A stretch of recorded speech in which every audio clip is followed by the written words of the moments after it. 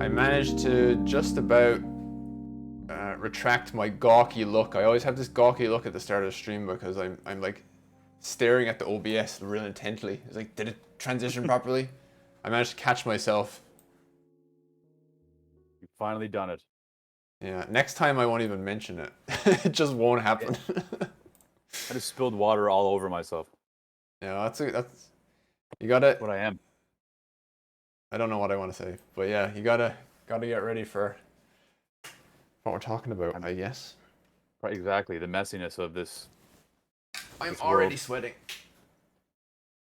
It's been scorching here, but it's cooled off today, thankfully. My God. You know, I've been enjoying. I know he's been doing it kind of this whole pandemic and longer, but I've been enjoying David Lynch's weather reports the last couple of days.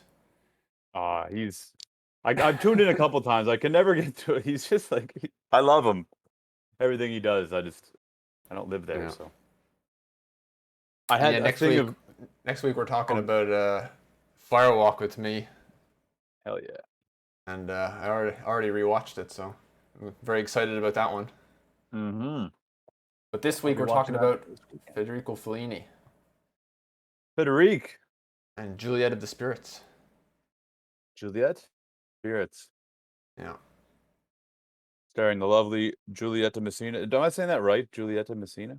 Yeah, I believe so. I'm no expert on the Italian language or pronunciation, but yes, that is I correct. defer. I deferred to the Europeans on this, Well, since I'm a lowly North geographically, American. I suppose yes, was born closer. I live with an Technically Italian, speaking, so I suppose that for like a year and a half or 2 years, so I guess that counts. I can do this. Yeah, we had this Yeah, Italian housemate, and we used to like, whenever she'd be talking on the phone to her mother, the rest of us used to just like listen in and enjoy the melodic tones of her speech. It was great. I had a Brazilian housemate before, and whenever he called his mom, you know, oi. That's how they always. Every conversation was open. Oi. Every conversation. I love it. I still do it sometimes. Oi. It's like the Tony Soprano. Hey, A little bit, yeah, a little bit. Um, every time one of his kids starts cursing, it's like, hey. hey, yeah, hey.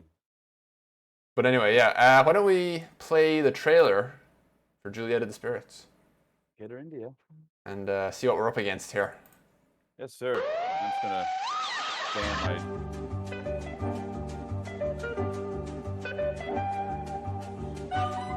Julietta. Julietta.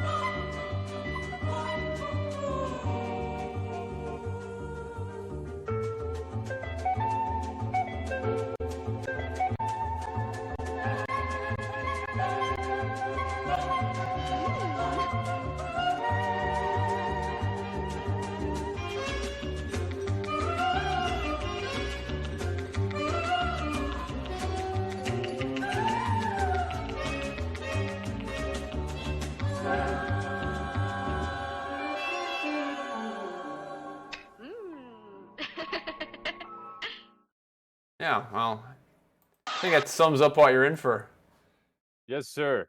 I realize Sorry. my camera's not on your thing there, is it? Hey, I can see you now. Oh, can you? Oh wait, no, I can't see you on my Discord, but I can see you in Twitch. It's okay. Oh, hold on, it should work. Oh wait, I didn't start my virtual camera, that's why. Okay, there you go. Yeah. So, here we are. Here Juliet we of the are. Spirits. Julieta. Do you want to go first or should I go first? Well, I mean, you go ahead. Actually, you just Okay. watched it a minute ago, so you just finished it. You I said. I only just finished it. Yeah, it was a bit slow this week, but yeah, honestly, it kind of it reminded me of a feeling I had. I rewatched The Knights of Cabiria last week. And when I was watching that movie, I was like, God, there's a lot of the same kind of moments and beats that occurred in La Dolce Vita in this. Like you have in both movies, like you've got uh, this like religious rapture thing going on when Cabiria and the others go to whatever that. I guess it was like Easter or something. To pray Yeah, for like the their Madonna yeah or whatever. When they, yeah yeah, they go to pray for their salvation or whatever it is, and uh, in La Dolce Vita you have the kids who see the Virgin Mary and stuff like that, and then there was like the, the scene of Julieta ending up with this famous actor and going and like wandering around the clubs with him and stuff. Um, and there's a scene in La Dolce Vita where Marcello Mastroianni goes to the club with his father, which reminded me of that, and then also the following the guy around was a lot like Marcello Mastroianni following Anita Ekberg around Rome, and it was just a lot of these kind of moments that started to be like, this is like, it was like Fellini had like, here's my female version of this idea, and here's my male version of this idea, and I honestly felt quite similar with this movie in Eight and a Half. I thought it was Oh kind of yeah. a lot of the same type of stuff, where Eight and a Half was the first movie he made where he went very surreal, Hmm. and this movie is more so, I think, it really amps it up.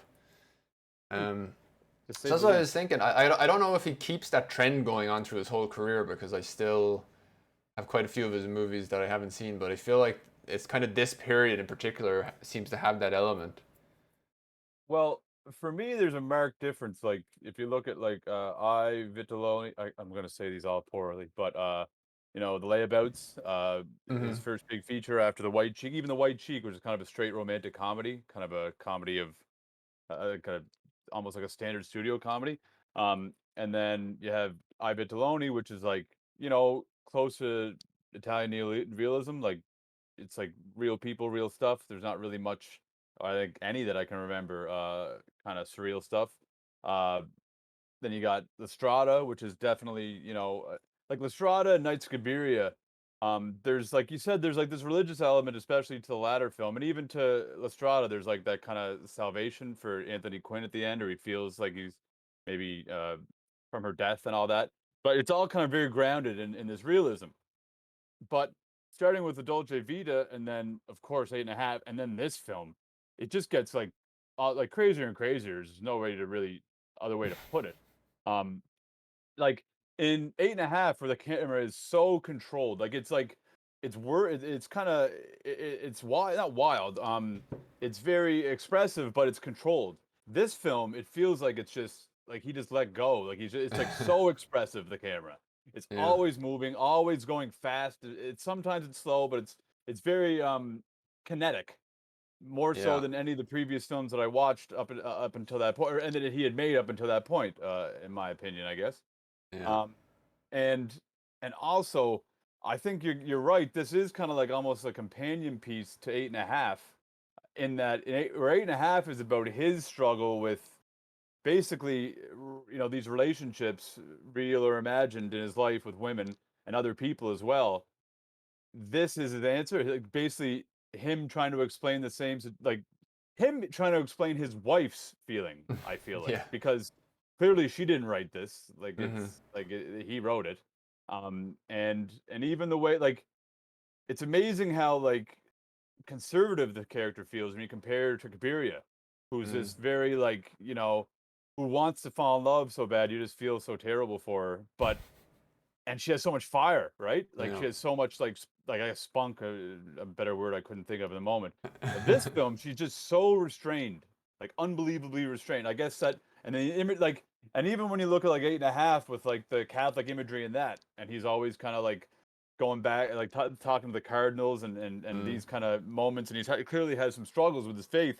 This film, she's completely, um, in his opinion, clearly she's completely imprisoned by that faith. Yeah. Like Well, these old the image memories. that keeps haunting her is I'm guessing it's Joan of Arc.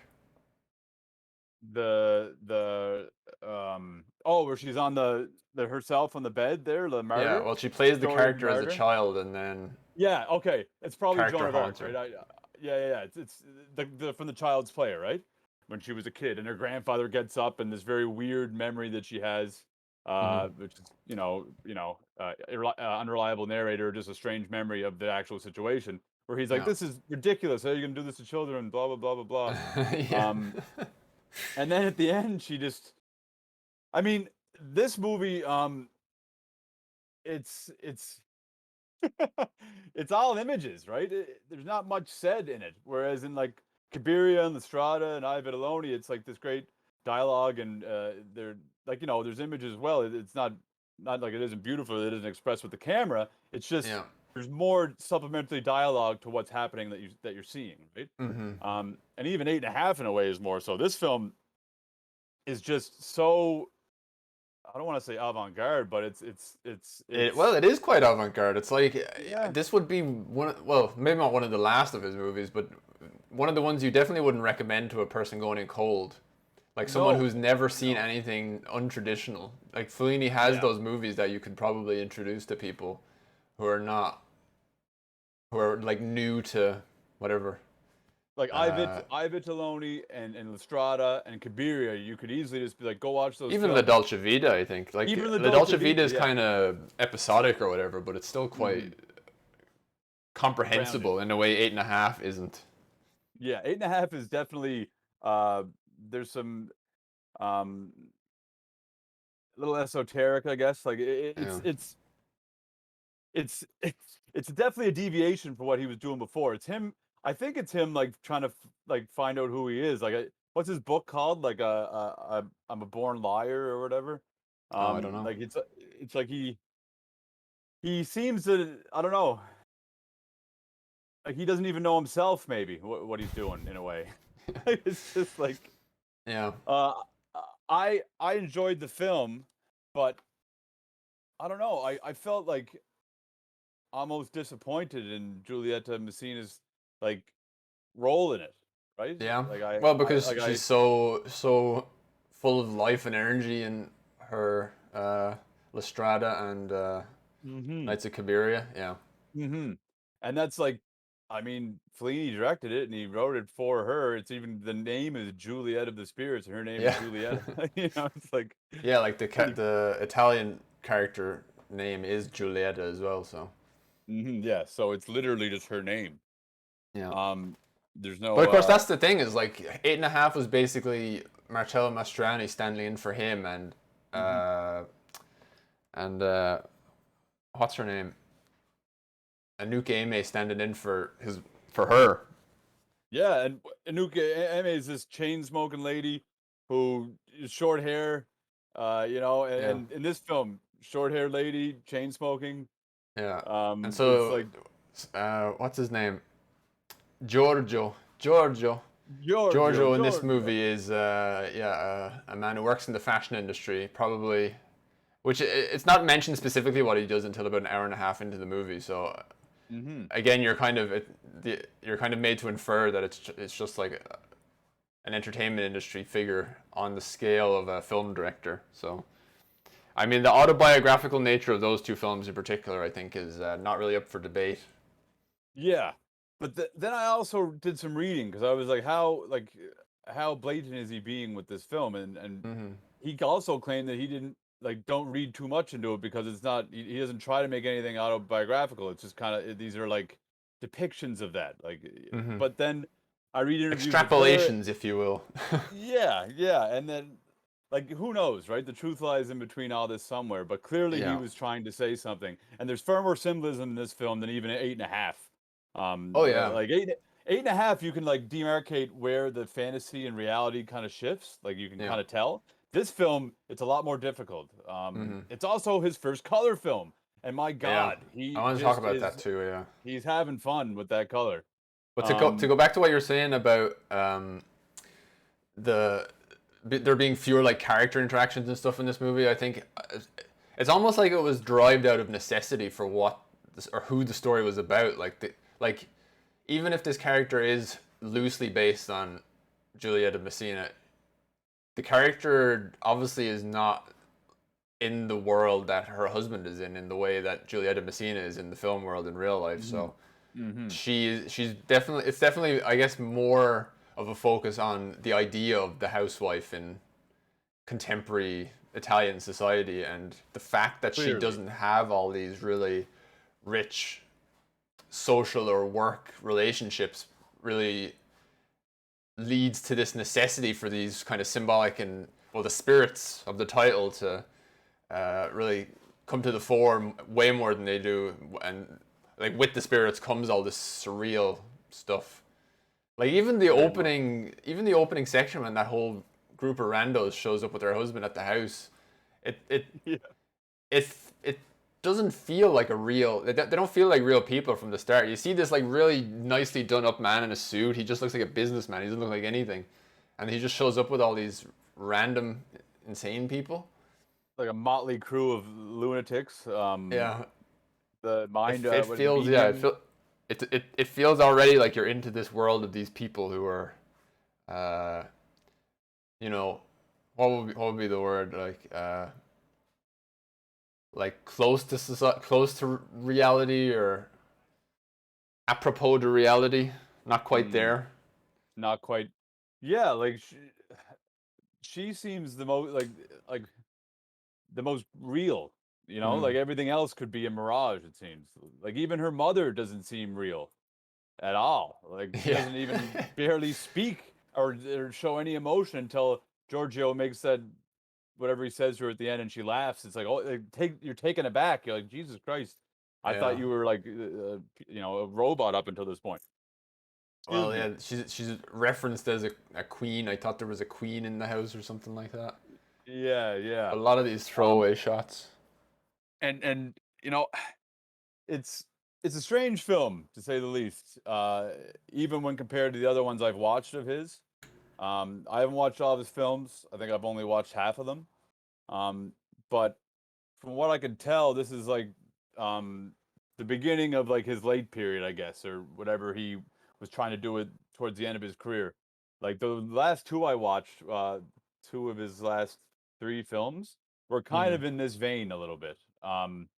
Like you can see, like they're definitely not the same subject matter, and well, actually, Intervista or I'm screwing up the name. It's his penultimate film. It's definitely a companion piece to Eight and a Half, at least, Oh, really? because it is just completely off the wall. It's like almost like a mockumentary, but not. No, you can't even call it that because he actually stars in the film. Oh. Fellini himself, and he's like directing he's directing a movie within a movie within a movie. Like it's really um like I said, I haven't seen all his works from this point on, but it seems like he just kind of leaves reality around around this point. Mm. Except for well, even Amarcord, there's like it's real, but it still feels like theater, you know? Um, right? It doesn't feel like it's supposed to be in the fascist period in the 30s, but it still has this feeling of being unreal in some way, you Yeah. know? Not nothing like Lestrada or Cabiria felt. I don't think I'm not sure he went back to that ever again. Yeah. Yeah, it doesn't seem Um, like it. Like I find it's just really hard to find a lot of his movies, unfortunately. Like I've been wanting to watch Roma and Satyricon, stuff like that for years now, but they're and definitely hard find to them. track down. Not as easy as some of the other ones. Yeah, Criterion has a dozen on there, and they're mostly, I guess they're maybe split half and half, but those other ones aren't there. Like Casanova's in there, Satyricon is in there, Roma. Roma, I really want to see. I want to see Ginger and Fred a lot as well. His take on, I guess, his satire of television, Hmm. which apparently Juliet Messina is quite good in, and Marcello Mastroianni. Um, but yeah, this is definitely and I from what I've read as well, this is like the beginning. Some say like of a maybe a decline. And I mean, how can you do better than the run he did before this? Yeah. I Vitellini, La Strada, La Dolce Vita, Nights of Cabiria, Eight and a Half. Those are among the greatest films ever made. Hmm. So yeah, sure, maybe the films aren't as good after, but he's still a great filmmaker. Well, And this, you definitely see at this point a wholehearted embrace of the surreal, yeah, which is it feels like the weird thing to me was that it reminded me of a few movies right from the get go when I was watching it. Like the this. opening Oh, sorry. sequence, the opening Oh, sequence reminded me of the Earrings of Madame de by Max Ophuls. I don't know if you ever saw that. hmm. No, I didn't see that one. I have a scene here. This is actually Paul Oh Thomas yeah, Anderson talking over the opening scene of that movie by Max Ophuls. Um, but you know the way she's like getting ready for the dinner that she's gonna have with her husband, and you like don't see choosing her her. wig. Yeah, she's trying her wigs on, and like right from the get go, you're seeing all these incredibly complicated shots of like Mm. mirrors, and it's like she's here. Like it's incredibly. There's so much movement in his frames. It's like it's just insane. Like even like the other films that I watched, is even in the later period, did not have this much movement. This is so kinetic. It's Yeah. like dizzying. Yeah, This film, it's it's dizzying. crazy. It is. Play But I want to play play it. this scene and see if you think this is 2.5 minutes. See if you think the same thing that I did about there being a connection here, possibly an influence. And this is Paul Thomas Anderson's doing like a voiceover of this. Love it.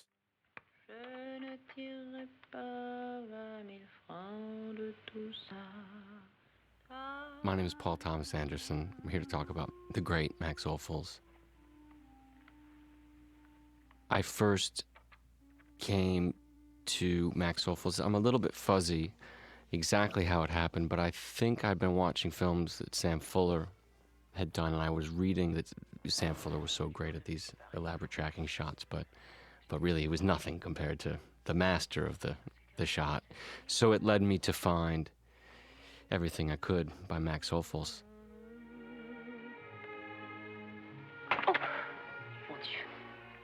In terms of the earrings of Madame Deux, this opening shot is clearly from her point of view, but it's also over her shoulder. And it doesn't really move on its own accord. It moves with her. It moves with her eyes.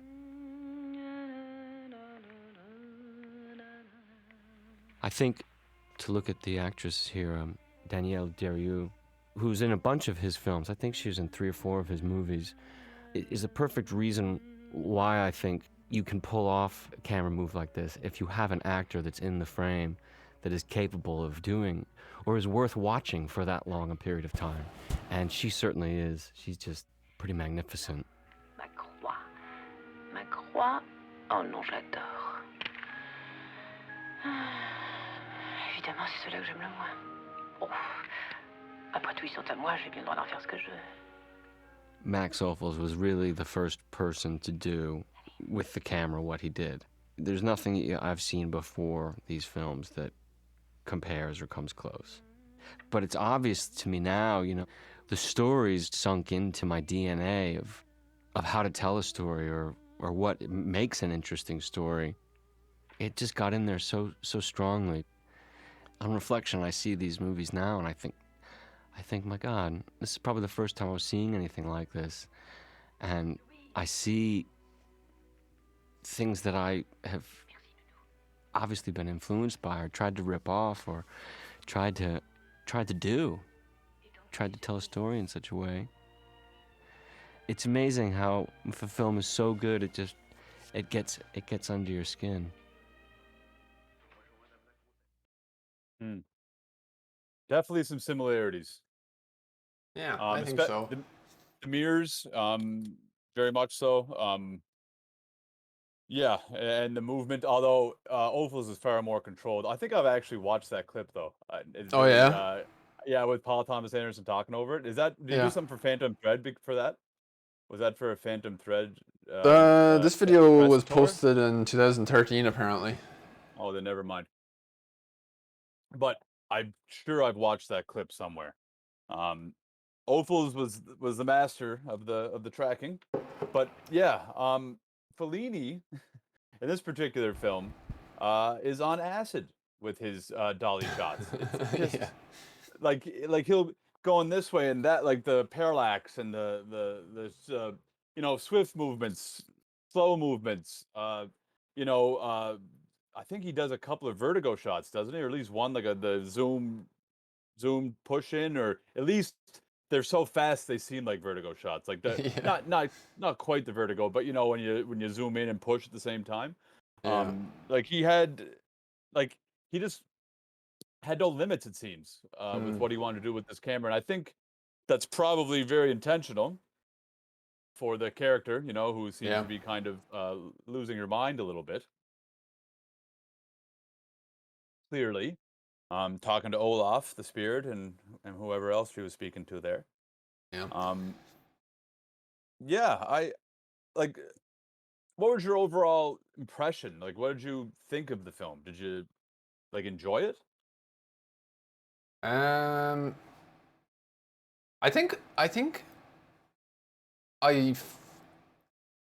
kind of, because this was a first time viewing for both of us, I think I certainly felt that it would kind of reveal itself more on a second viewing, which has been what's been my experience of Fellini lately, which is when I'm rewatching some of these movies, they're suddenly clicking with me. I think this one does as well. But I think it's a little bit. I think it's a little bit too long. I think it's 2 hours and 20 minutes, which is quite a long time for this level of kind of kinetic, symbolic imagery. And like, while it's a surrealist film, I think almost everything, almost everything that he puts in there is like feels symbolic to some degree of like a character or a person that Julieta has met at some point in her life, or like something that she's dreamt. Like the surrealist influences kind of go both ways in this, in terms of in the sense that I feel like Fellini is drawing really heavily from like Dali and Buñuel, but it also feels like this movie in particular feels very influential for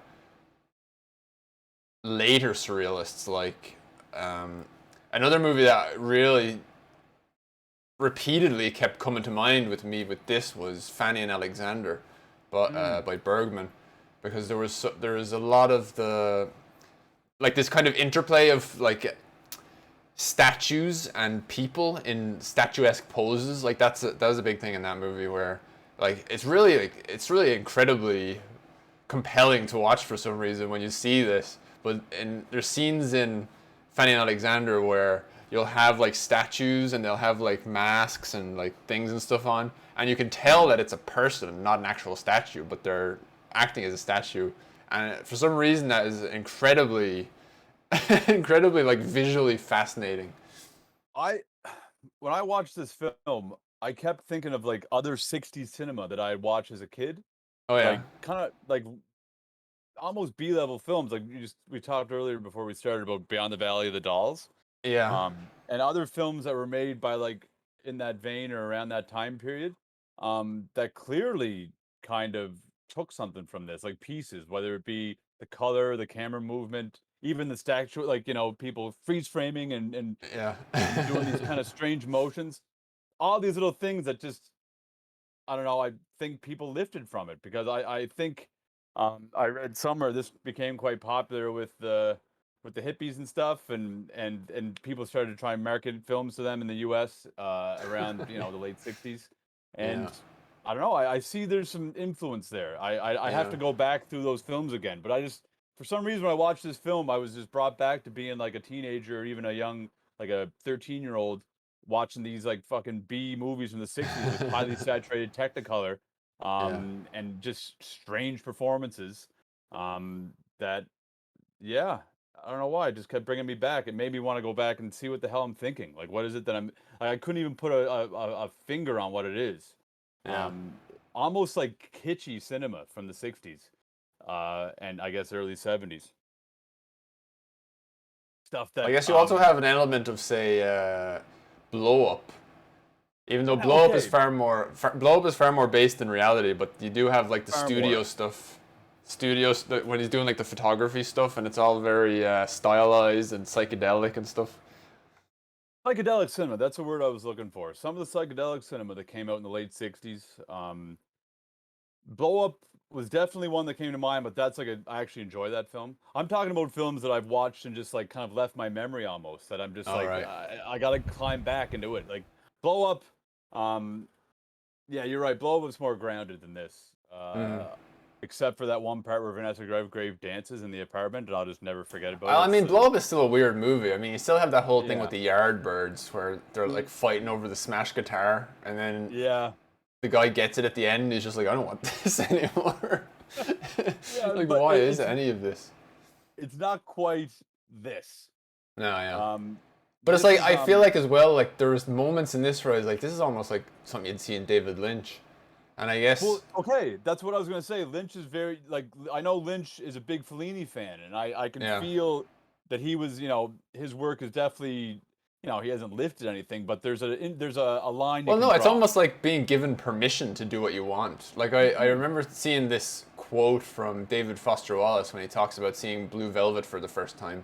And he says, for the first time, me and my friends were watching like a truly personal surrealism, like something that was not derivative of something else, but truly from this creator's mind or whatever. And like that's like, it's not that Lynch lifted anything from this movie, but it's that he could have seen this movie and been like, so you can do this with movies. That's great. I'm gonna do it. Yeah, I think that's very true. And I mean, I knew, like, of course, you read in passing film, Kubrick, Fellini, these people that all kind of influenced Lynch. But you're right. I think it gives him a ticket to be like, okay, now I can build upon whatever he did. Like, he broke the barrier down. Now I can go be weird too. Yeah. And my God, did he ever do that? We love him. But yeah, this film is I gotta watch it again. Honestly, I should have watched it twice. I watched it and then I kind of started watching the other ones like I had mentioned, and then I said, okay, I'm gonna go back to it. But I didn't get a chance basically. Yeah. I just was kind of, but it's fresh in my mind, so it's it's there.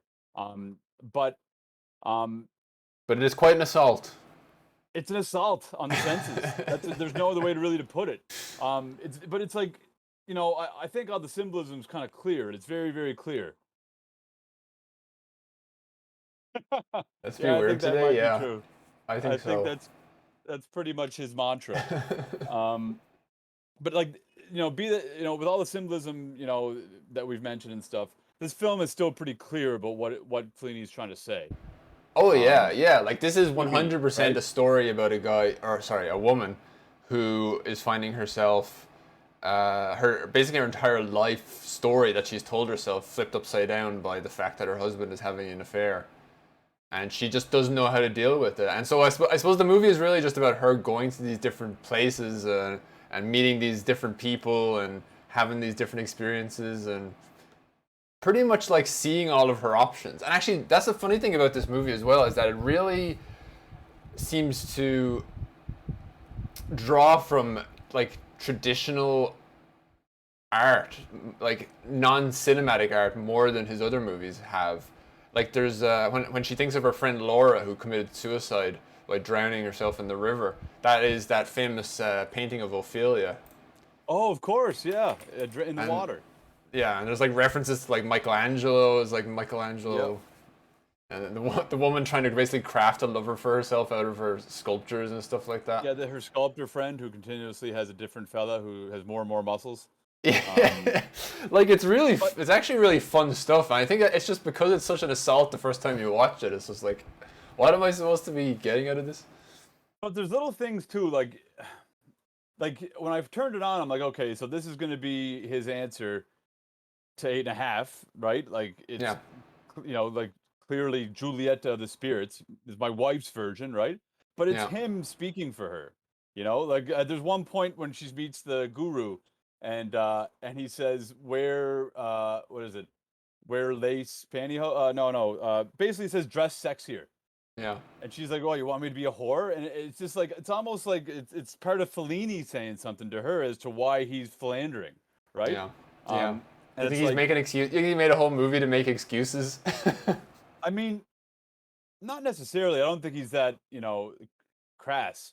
But I think there's like it's in there. There's little bits, like there's little part, like so you have this neighbor who's free and makes love to whomever she pleases, and Yeah. Juliet becomes friends with her and has a chance to do, have her own fun too. But because she's so conservative and so constrained, she runs away. She's just not able to be as free as her husband, essentially, right? Yeah. That was a good sequence. All right.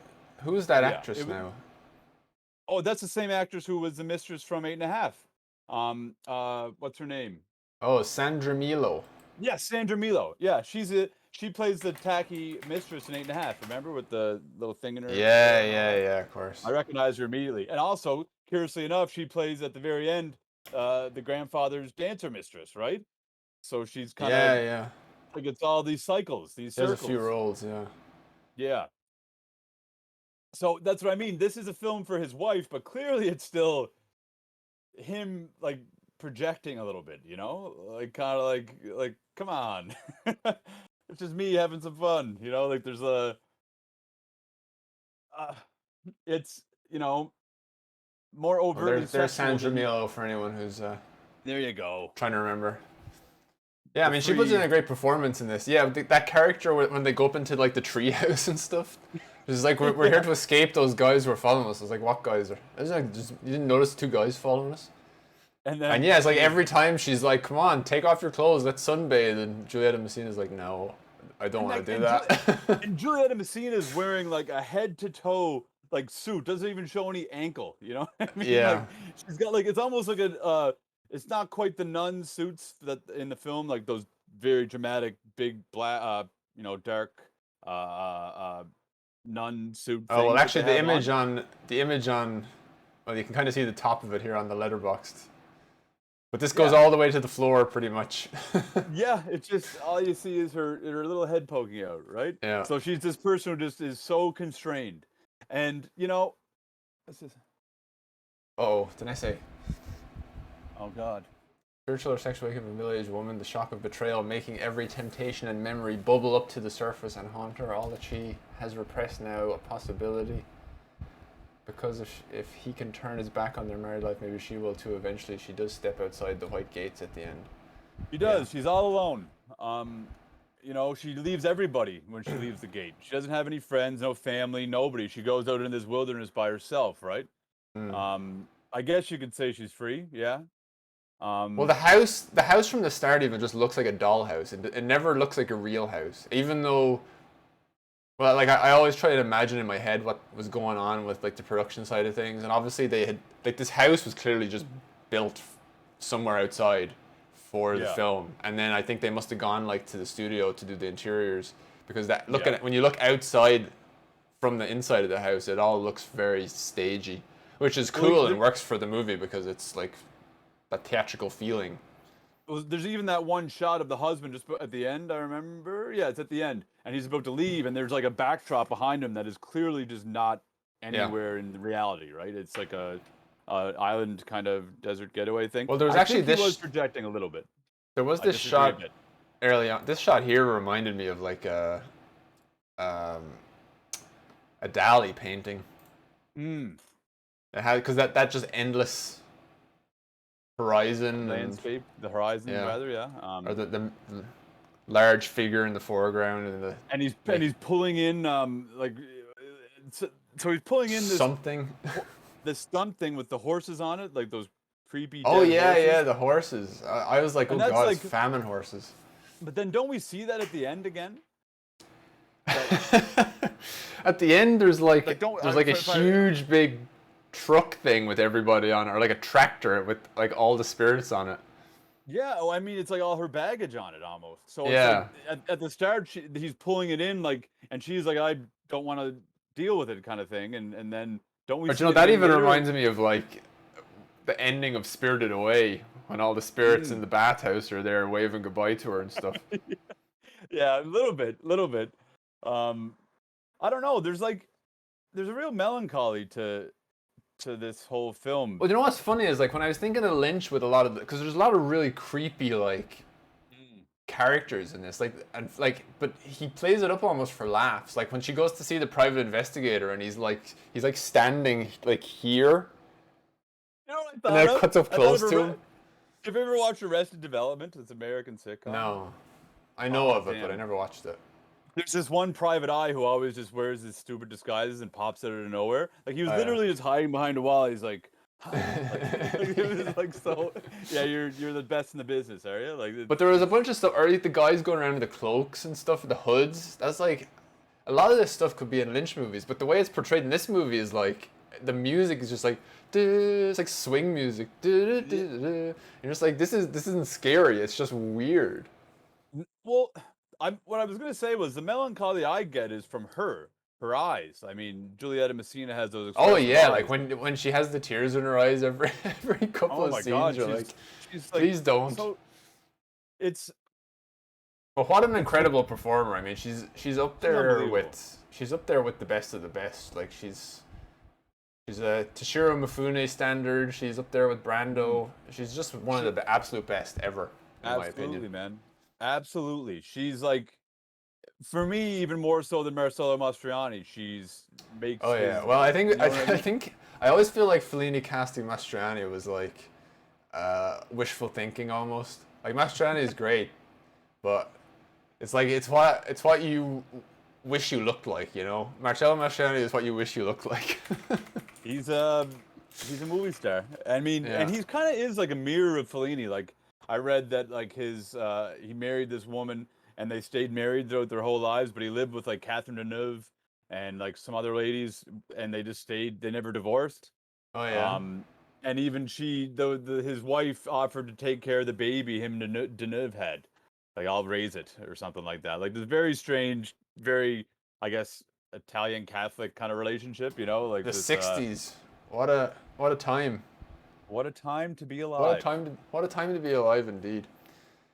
But well, speaking of that time in history, I think what you mentioned before was the color in the movie, and like it's fascinating when directors start to work with color for the first time who has spent their early careers in black and white. All of a sudden, they're like, "What we can do with this amazing technology!" Like they go so hard on it. They go so extreme, which is So saturated. incredibly fascinating to watch. Like, it's hard to think of many movies nowadays. Like, actually, Lynch is another one.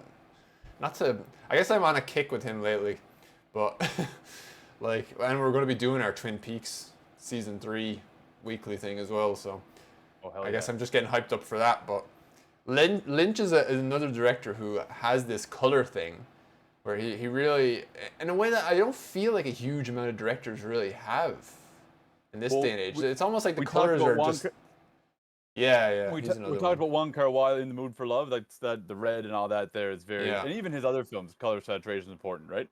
yeah. Um, but you're right. Not many people nowadays make use of it. It's almost like Well, it's almost like secondary. if this movie could be in black and white, it would be, but people are not going to come and see it if it's in black and white. So Well, I that mean, that thank God. seems to be the thought process for a lot of them. Mm-hmm. Whereas even when you talk about Romer, like when he has quotes about Claire's knee, where he's like, there was no way I could make this movie in black and white. Like the color green was too important for this movie. Yeah, And yeah. yeah, I guess those are the types of, like, that's what's so fascinating about seeing these early color films from directors who specifically worked in black and white, because what they do is so theoretical or experimental, I suppose. Like they think I have this whole other element now that I can work with, whereas it's almost like having never been deprived of it. Directors nowadays don't think about it in the same way. Like we talked about Ozu a couple weeks ago, and he's certainly one who, when he got his hands on, on some color film, he really All like Floating honestly. Weeds just had this incredible red like all over the Oh background. It was my like, God. I like, and I don't know if you watched what is it? Happy. God damn it! All of his fucking names. I think it's like Happy Morning. Oh, what's it called? oh, The Good one with Morning, all the farting. Good morning. Ohio. Sorry. Good morning. Yeah. Uh, Good morning. The You color just in you that just is were like, what was my emotion watching that movie again? Oh, Happy, yeah, Happy Morning. That was what it was called. like I had only watched Ozu Black and White, and I actually think I Yeah, love, with the exception of Tokyo Story, which is top 5 or whatever of his films. All of his color films I love. Like they're my yeah, favorites of his. And Floating Weeds is one of my favorite movies I've ever watched. Like it's, yeah, and you're right. Like it's like he finally was able to paint. yeah. Like he's Well, so there's expressive definitely with an his element. camera. There's definitely an element of he's finally able to reach his potential. But I guess that's what it is. Is like I wonder if he could have, if he would have seen color the same way if it was just available to him in the very beginning. Like all of these directors, Fellini as well, because like the colors in this are bananas, and the costumes Oh in my this are God. insane, and you couldn't do these costumes in black and white either. No, no. Well, even here you Yeah. can see Juliet and Messina's hilarious hat. Well, it's another thing. It's like this, and she has a black one she wears later, right? It's like Yeah. this kind of, she's I'm just always. gonna play this a little bit. Just see, like, yeah, there it is. Is that the black one you're talking about? Yeah, well, she has 2 different ones, but that's one of them, Uh, yeah. Um, yeah, the nuns, I guess these are nuns, with their, hooded, figures that they are. Susie, grandfather in the plane who can finally land. Yeah, shots like Right? this just for some reason really remind me of Fanny and Alexander. There's Oh, definitely in the I was DNA gonna there. say Pedro Almodovar, not Pedro Almodovar, sorry, Jodorowsky, Alejandro Jodorowsky. If you ever watched like The Holy Mountain, Yeah. clearly had watched this film a couple times. Yeah, Mind Ran blowing. by Kurosawa, definitely. Yeah, where you're Definitely. like his movies when he started doing color was so. It was just a different type of movie. Like I suppose the thing that people say about Ran and those other Kurosawa movies is that they uh, don't have the same humanistic touch that his black and white movies had. Um, but yeah, it's like he became a whole other filmmaker almost once he started working in color. Like he became very theoretical and yeah, Ran when everyone has all the flags and stuff, and like the Oh my red flags God. and the yellow, or even that opening scene when they're all sitting on the hill. The different The armies, and they're brothers. all kind of talk. And the brothers, sorry, the three brothers, and they're Yeah. all the colors are so like so vibrant, you know. Yeah. And it really shows the different personalities, right, of Oh, each here. one. You're right. Like it's like because they were deprived at the start, it really does kind of change how they look at things after they get the chance to use it, right? Yeah, look at that. Yeah, the good brother. Like again, he would never have shot this scene uh, in this way if he was making the film in black and white. I mean, he might not even have ever made the film. And yeah, like Well, this is just it's just splashes of color. Like this is just like almost an impressionist painting. look at the levels of color: green, red, darker green, and then the hills in the background. Like it's just Well, it's so solid.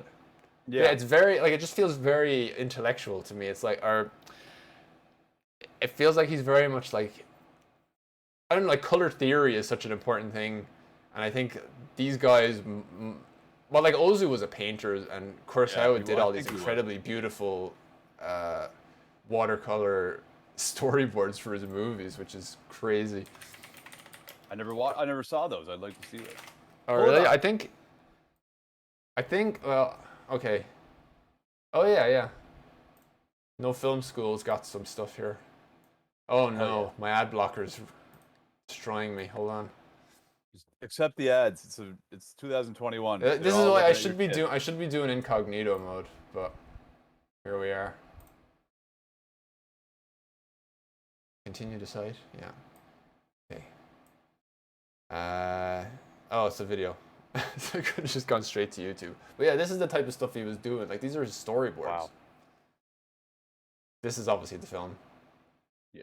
But yeah, so he was a fella, and yeah, that's the thing that I suppose that's the thing that is maybe not exclusive to the Japanese directors, but a lot of Japanese film directors of this era, the 50s and 60s, were like multidisciplinarians. Like Ozu was like I said, we talked about it when we talked about Ozu, but Ozu was a haiku writer and a painter. Obviously, Kurosawa was a very talented painter doing all this stuff.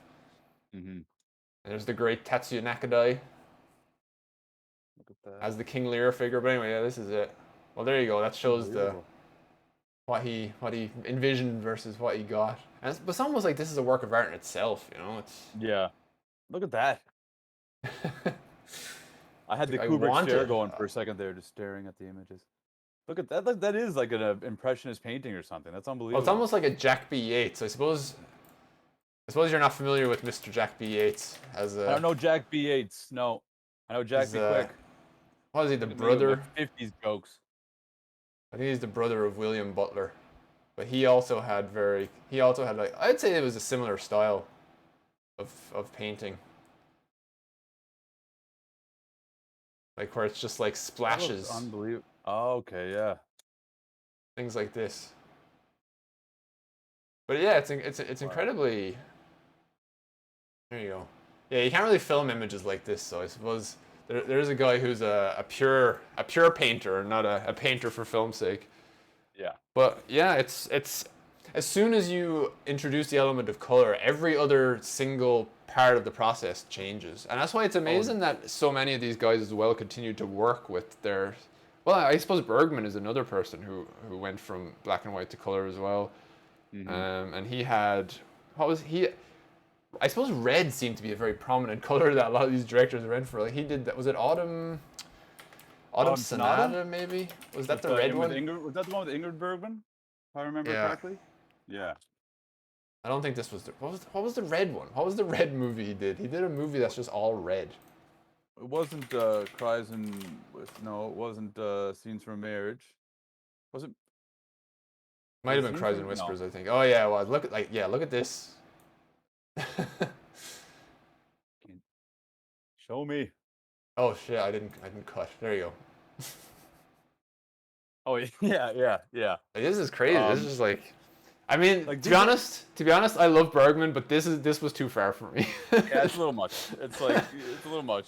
Red But walls, red carpets, red set dressing. It's just like, red curtains, red everything. let's Um, wheel it back a little bit. Yeah. Bring it back. Bring it Yeah. back. Oh, that is red. Very much so, Duckling. Very much. Oh, that is red. Yeah. You're right. So this is his first, entry into the color film world. And he definitely has his fun. Uses all the colors of the rainbow, but red's prominent. And then the muted kind of darker colors when Julieta gets into those flashbacks a little bit, like of her basically her religious upbringing, the stuff with her grandpa, with her Yeah, mother. Once again, I should have watched this twice, but this is just stuff I'm kind of pulling out of there. Well, yeah. For example, this scene Yeah, is from her flashback of her playing the Joan of Arc figure, and this is also another almost black and white image here. Yeah, it's like he didn't go full. grandpa. He didn't go full. He didn't go full Wings of Desire or A Matter of Life and Death, or it's just like, okay, we're just doing the flashbacks in black and white. Yeah. But yeah, now that you mention it, that's a good catch. I didn't actually notice that, but that is a good catch. That's It's her. That's the woman he runs away with. and I don't remember. Do we see her face, or is it always No, you see her face, yeah. Well, you can tell Sandra it's her, Milo? like. Yeah, it is her, right? I remember I can only tell at the end when you had that shot of her and you can only see like the famous Fellini shot where but at the start you can only see like her head's cut off and then you go up and you get this shot. And we were talking last week about Romer and his you know tendency to not really do any close-ups ever. Yeah. And then we do Fellini this week, who is the close-up. Like the human face is like his canvas in a lot of Yeah. ways. In all his films, like some of the best images are actually Julieta Messina, looking into looking up into the camera, whether it's at the Cabiria, whether it's La Strada, or even Marcello Mastroianni kind of turning around. And that's another thing that always happens in his films. The head will just like it'll have the camera going, and then the head will just pop up in the frame whoever the subject is, right? He loves doing these kind of like they're his shots. Like he'll have all these crazy things happening, and then someone will just pop up in the frame. Yeah. Which is his frames dance is a way that the word I kept thinking of. Oh, it's like a choreography with the camera for sure. Well, that I read too, since we were talking last week. I don't know if we talked about it on the stream, but these Italian films, they didn't record. They did MOS. There was nothing was no sound was recorded on the set, which you can clearly tell by the dialogue. But what I read was that Fellini loved to play music during his filming, during shooting. So you get these kind of like almost like you can feel like they're moving to music in a way. Some of the characters sometimes, not every time, but some of the times you feel like they're almost like they're moving to a beat that we can't hear. And it's very very visible in the camera work and in the framing and everything. It's I like this film. I did. I didn't love it like I did his other work. I think I need time to digest it. I need to kind of think about what this is. Well, this was a great one for dancing here. Two kids. The two kids, they're pretty funny. I mean, that was pretty much this the shot. music. Yeah. I've seen this. Look at that red. Look at the red and look at the framing where she's cut off. She's just barely in the frame. Like just this kind of medium shot and all this space. And you got the lines, the vertical lines. One thing that was sad, though, let me see real quick.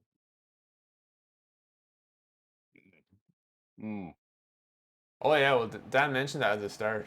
Yeah, It is kind of sad because like her particularly I guess we'll talk about his other movies after the break, but yeah, definitely Nights of Cabiria for me was like kind of emotionally overwhelming when I rewatched it last week, and I didn't get hit in the same way because well, that's the thing is like she still has the emotional stuff going on, but because of her character she's very repressed. Like she doesn't. Well, it's like it's the Catholic thing of repressing your emotions and not complaining and just getting on with it and all that stuff. Being a good, I read an interview. She said, "I'm a good Italian housewife. I treat him very well." She said in an interview she had with the Times. I read from 1990 or something. It's just like this kind of like once again. I think it's like his impressions of her. Like he created the Strada and the Cabiria. Actually, it's funny. When I watched The White Cheek, Cabiria. Her as Cabiria popped up very quickly, like a cameo, and she even is called Cabiria in the film. It was just a funny. It doesn't mean anything, I guess, but like she's clearly important to his work, and also, excuse me, his impression of her more than anything. Yeah. Of what she maybe represents, like you mentioned earlier, with maybe this character kind of representing this kind of old-fashioned, perhaps, symbol of Italian, Italian wives or what have you, that role. But like I said before, like this movie didn't. It makes me sad because I know the fire that she had, like Cabiria alone, but like even Lestrada too, where she plays more of a simpleton. There's just this fire in her eyes, but in this film, it just isn't there. Like it's like what an incredible sadness. Range though. Those three characters, like so different. Unbelievable. It's really mind blowing. Honestly, I know it might be a recency bias, but she is like the best actress we've covered so far for me. Recency bias. No, in the films I've just watched. Got a recency bias for these movies from the 1950s. No, because I just watched it. That's what I mean. Okay. I just watched the film. I recently watched it. No, I don't think so. I think it's a fairly safe call to call her one of the tops. Well, it's funny. I was because the Criterion Channel released these Judy Holliday movies. I'd never seen anything by her, and someone had left a comment or like a review talking about Judy Holliday. Is like, I'd never heard of her until last week, and now she's one of my favorite on-screen performers ever. You're like, it is nice when that happens, and like Juliet and Messina just has that, like completely, where you're just like what an incredibly compelling person to watch. It's really amazing. Like anybody who could find a performer like that just is blessed. I watched Lestrada and those films a long time ago when I went through I left and I was like 8.5 and La Dolce Vita are my movies. I those are my favorites by him. But I rewatched Cabiria and I watched Lestrada again. And I've changed my mind, honestly. Me too. She's perfect. I mean, check out my top 4 movies now on Letterboxd. Nights of Cabiria and Lestrada are 1 and 2 at the moment. Hell yeah!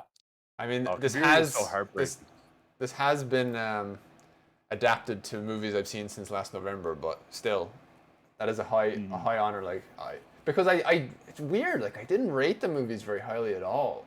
I watched Lestrada when I was in college. I don't know what it is. I don't know if it's like an emotional maturity point that I've reached that I didn't have then, or if there's something else going on. I think we talked about that before, but also I think what it is too.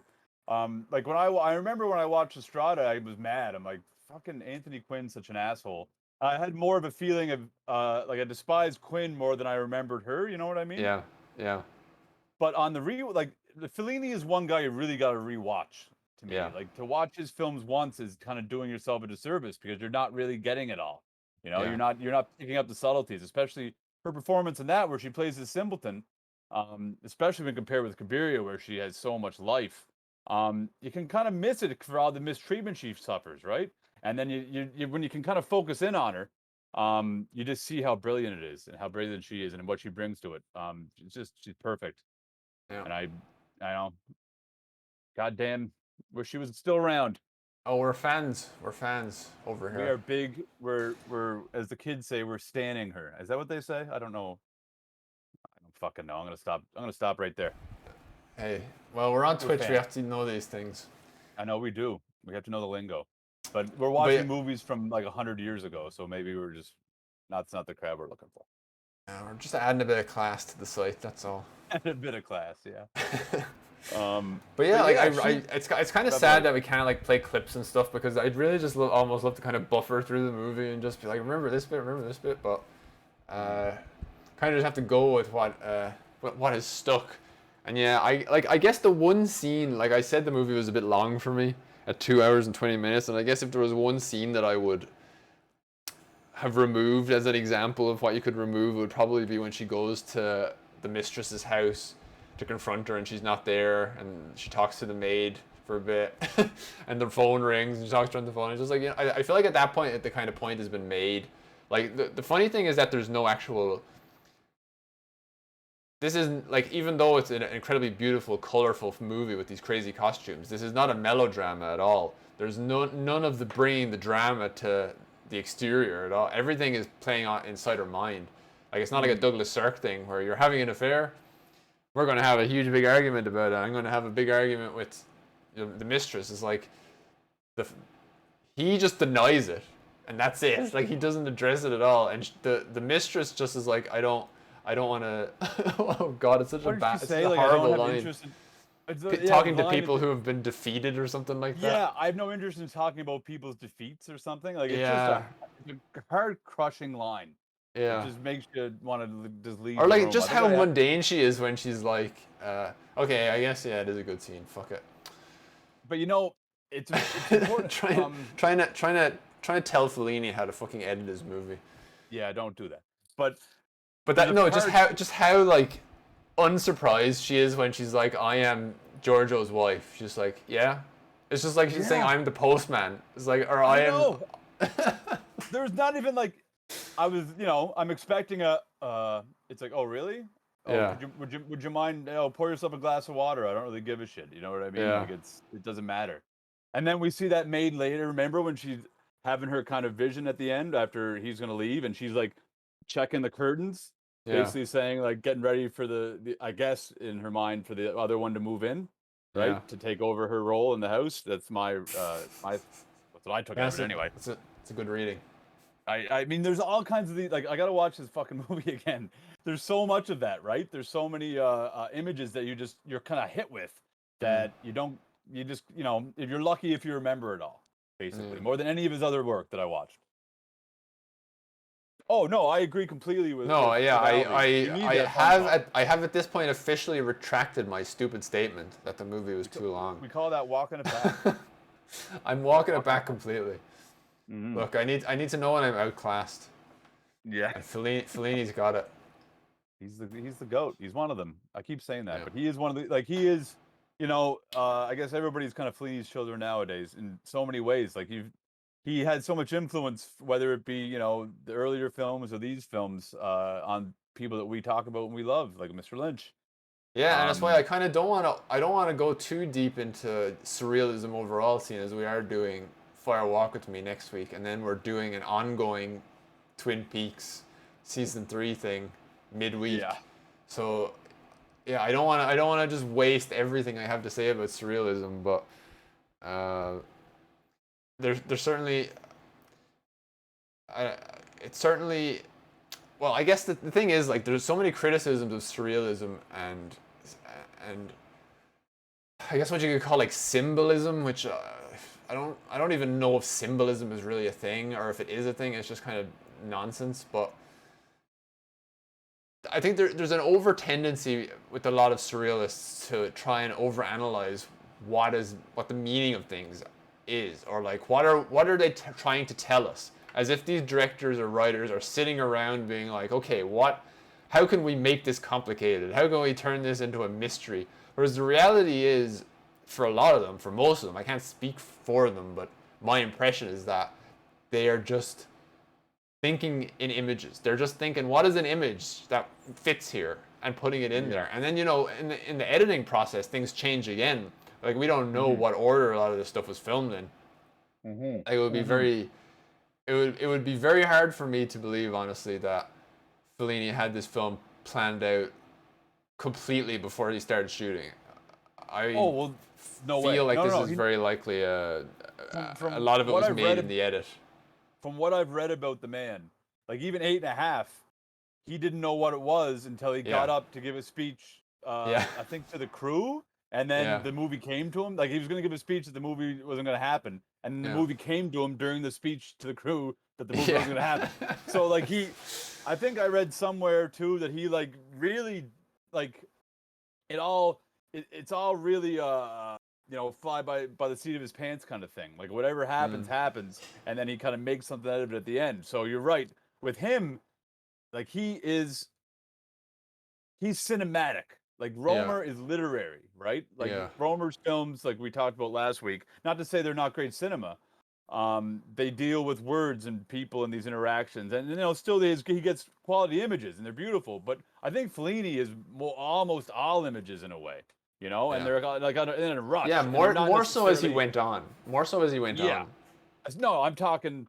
I mean, even 8.5 on, let's say, Yeah. right? From what I've seen, because also as a filmmaker, you're kind of growing and learning what it is that you're trying to say and what it is your Yeah. process is and all that. And it seems like his process is just kind of get these images out there and see maybe what he can make of it. Yeah. Whatever comes to him. Yeah. But he did start as a writer. He's a screenwriter and stuff. But he famously did sketches and everything. Like he has this kind of visual mind that I think directors kind of need to have. Many of them. Yeah, well, it's definitely it is the art of the multidisciplinarian. I think you do need to have a tendency towards multiple different things, and like, yeah, you hear it with a lot of, well, like, you say Fellini played music on set, where I know like Sergio Leone played his Morricone scores on set in a lot of cases. That's how, like, if you see that great shot of Claudia Cardinelli arriving at Sweetwater in Once Upon a Time in the West, the music crescendos just as the camera comes over the roof of the. Like, you can't do that without having the music playing there. Like, that is completely all time to the music. Like, it's. And it's a thing that I really love about MOS as a way of shooting. Now, unfortunately, just audiences won't accept it. Like, you're never going, like, it's for some people it's almost it ruins the experience of a movie to have MOS. Like, people are even quite anal about ADR, like additional dialogue recording, where they're like not the average audience member now, but you do get some people who are like, that was an ADR line, that was an ADR line. And I don't know, it's like, I feel like I guess the image of the director with the megaphone just been like, okay, now pick up the flower. That's actually how I imagine David Lynch directing as well. Is what he does, and you actually we watch the behind the scenes of Twin Peaks season 3. There is a lot of that going on. It's like, all right, kids, and now I watched a short clip. I don't know if we watched it together, but that one where the person is like, "Oh, this scene is a little long." He's like, "Who gives a fucking shit how long a scene is?" It's like, yeah, I think we watched that. oh man, but yeah, he does. I forget who the director I'm thinking of was, but I know there's a modern guy. It's not. It might be David O. Russell. Somebody that plays music on set in a more recent director. And it's kind of clear from what you're watching that there is that synergy with the music and maybe it's Scorsese does a bit of that too. Well, I mean, like, I have been going to bat for David O. Russell for years, despite the fact that he's an absolute prick. But a bit of a monster, yeah. I honestly we accept it and we move on. We say, yes, he's a horrible bastard. Yes, we know.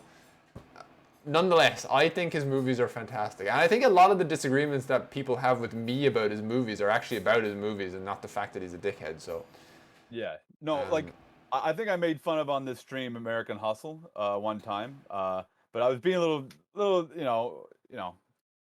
you're facetious. pushing my buttons, were you? Little bit. I like that movie. I did. I remember because I watched it in the cinema too, and it was it was good. And he's what was the other one I liked of his? Well, he did There's The at least Fighter, two. and he did Joy. He did No, I I think it Heart was The Fighter. Huckabees. The Huh? Fighter was a good one. Christian Bale in Yeah. The Fighter, it was a fine Well, performance. that for me that was the start. I don't want to fucking go on about David O. Russell too much. No, let's but for stop with me, that now. it started with The Fighter, and he just had this kind of golden period for me, which ended with Joy, which is also a great movie. Like Joy is like just one of the underrated movies of the last 10 years. Like nobody fucking has seen that movie for some reason, and it's great. I have not. I actually haven't. It's in. I don't know why. I don't know why. He doesn't know have. why He just either. doesn't have that rep. Nobody's out there repping David O. Russell. I guess I have to do it. But I anyway, think because he. I think I was mad because he screamed at Lily Tomlin, who I love. So anyway. yeah, which is fucking bullshit. He shouldn't have done that. Yeah, Dickhead. exactly.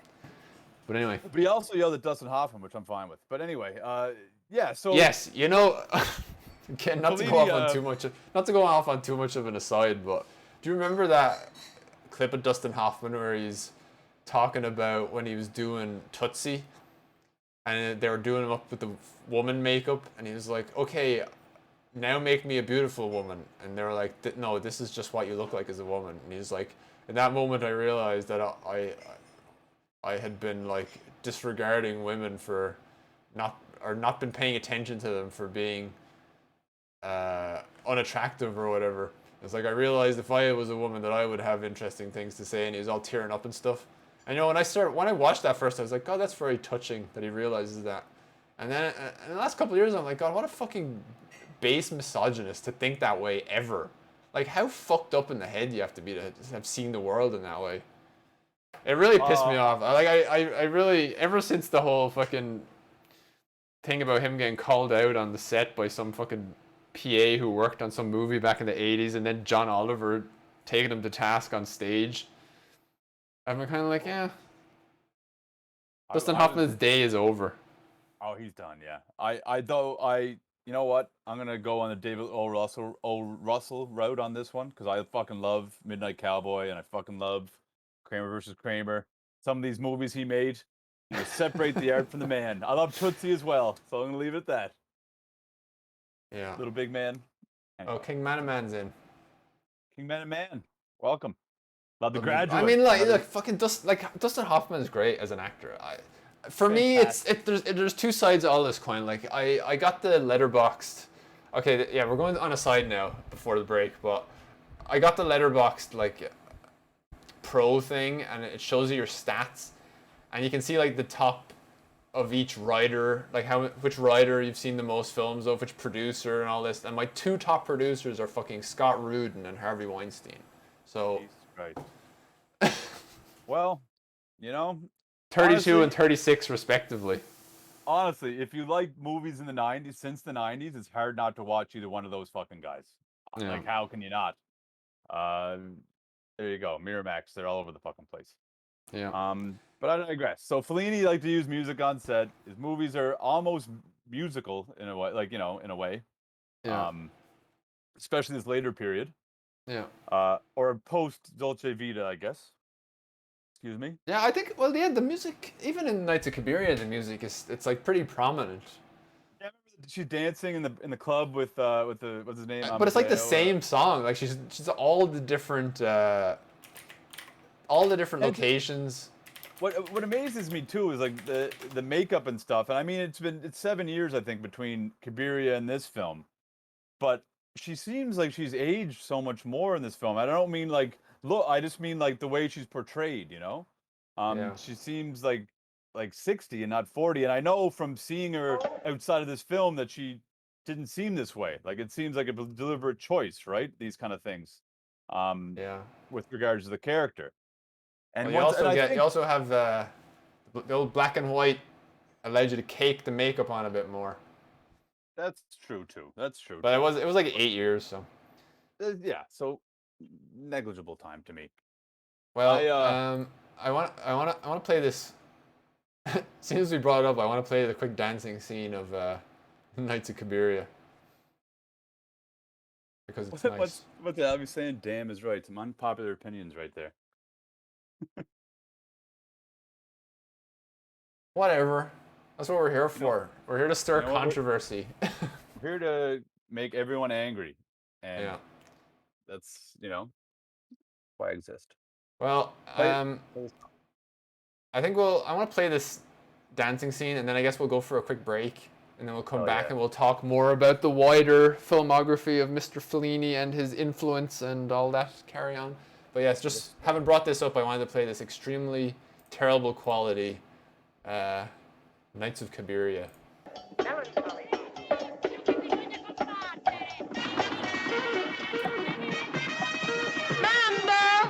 Balli Cabiria, con me caschi bene già, sor meglio d'acco di Roma. Forza! Adesso ne ha trovato un altro di cascamorto che le dice Tamo e poi la manda in giro a chiedere delle morti da come i francescani. Ogni questa strada, ti faccio arrestare, sai, il pizza col tuo numero di telefono. Signore, eccomi qua, signore. Meglio così, chi t'ha cercato? Ma dove volevi andato qua, macchina, lo spizio? Aspetta, avevo 20 anni di meno! Abito chiusa l'urina! Tutta rabbia! Mi fai schifo! Ah, capì, ma l'ha sentito quello che t'ha detto? Che te fa andare così? Lo sai quale sarà la tua fine, miserabile prostituta? Fatela carità! Al vostro buon cuore! Fatela per amore di Giorgio mio! He just I can- runs at her and starts fighting her. I can barely express in Oh. words how much I love that. It's so I think good. she was a trained dancer, like Julieta, from what I'm I not read. surprised. Not surprised, to be honest. Okay, we're going to take a can quick mo- break. I can mambo Oh, like that. Yeah. Yeah, we'll take a quick break. And then we'll be back. Stick with us. I'm going now.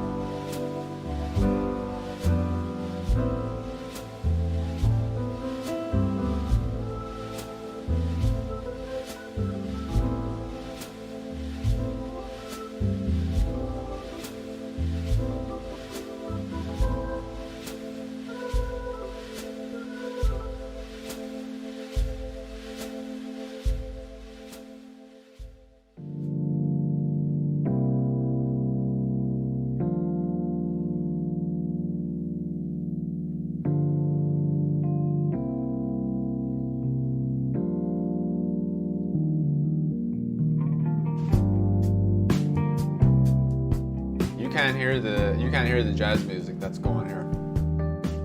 I know, and my life is poorer because of it.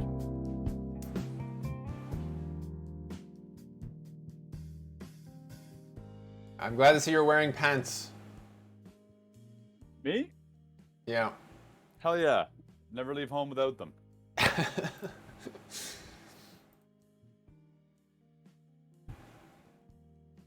Oh, wait, are we back on? Yes. All right. Sometimes I forget to do the countdown. Oh, it's okay. Just super unprofessional. No, we're all good. We're all good. So, Fellini.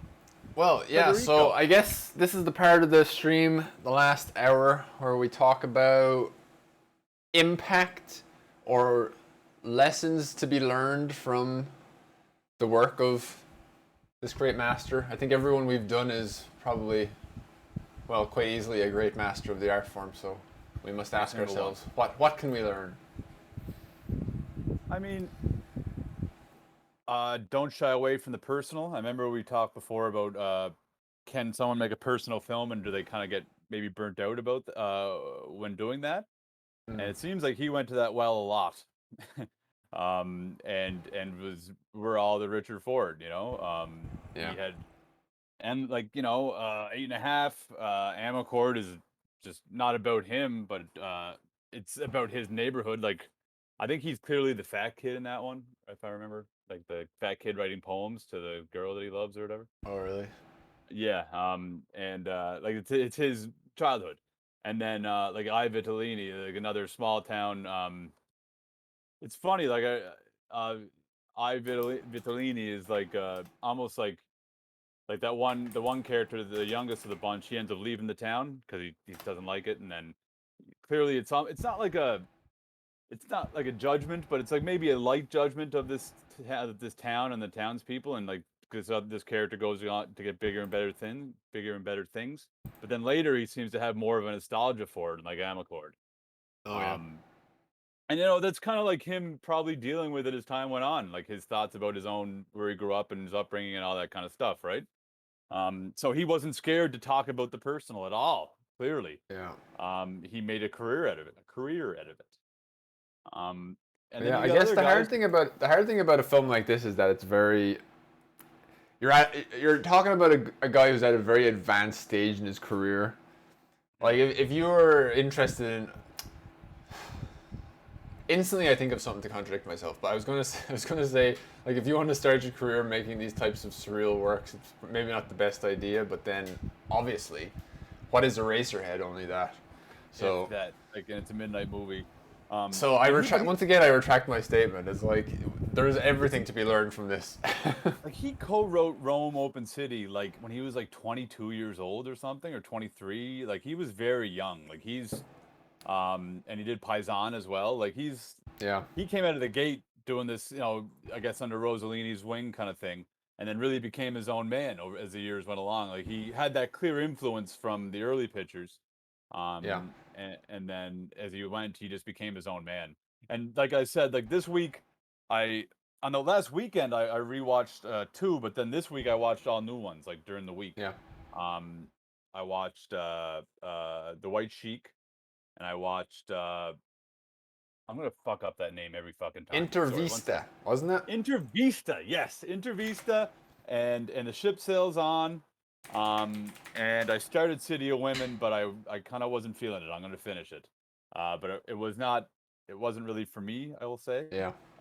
But the other two were a little bit more grounded, but like also completely bonkers. Like Intervista was like almost hard to keep track.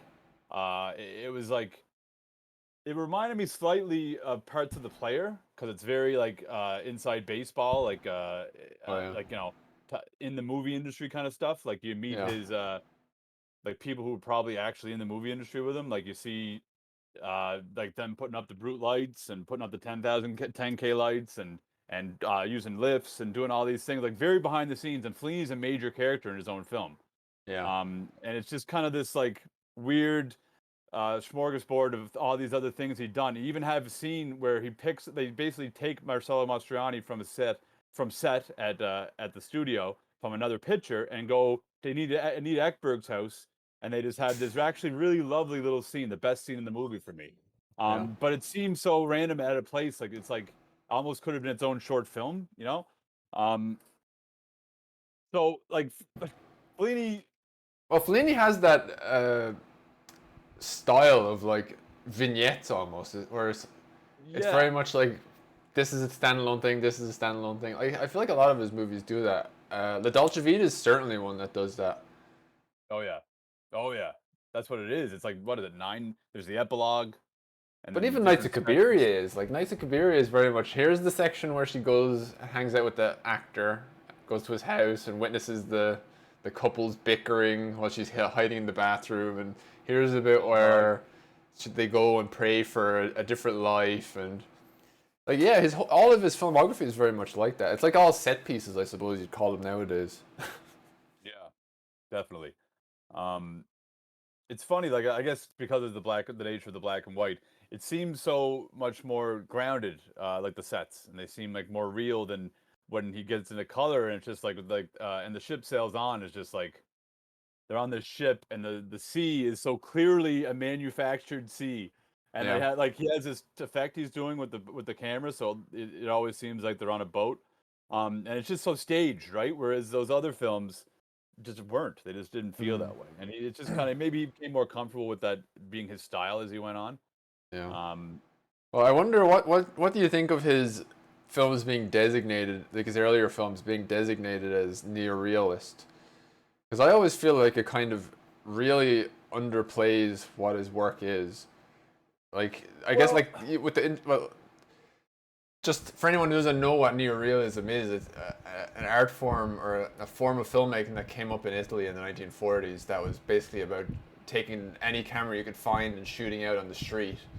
And obviously, the streets of Rome at the time were ruins because of the war. But the purpose was to show the rest of the world what kind of things were going on in the city at the time. And so you had people like Vittorio De Sica and Roberto Rossellini Rossellini, were kind of the Visconti, right? major, yeah, Yeah, Rossellini, Vicino but Visconti. They were like the the, major figures there. But like for me, Fellini, while he does a lot of the same things, like he shoots it in like real locations and stuff in those earlier movies, and he I mean that's really that's really all I can dig up for the neorealist thing, because he doesn't really hire non-actors. Like he has proper actors in all of his stuff, and it's all very like while the neorealist stuff is there, it's not attempting to be like a mockumentary or a documentary. um it's still there's still like kind of melodramatic stories and stuff in the neorealist films, but like when I think of the end of Knights of Cabiria, for example, the ending, like the final shot of that is neorealist scripted, yeah.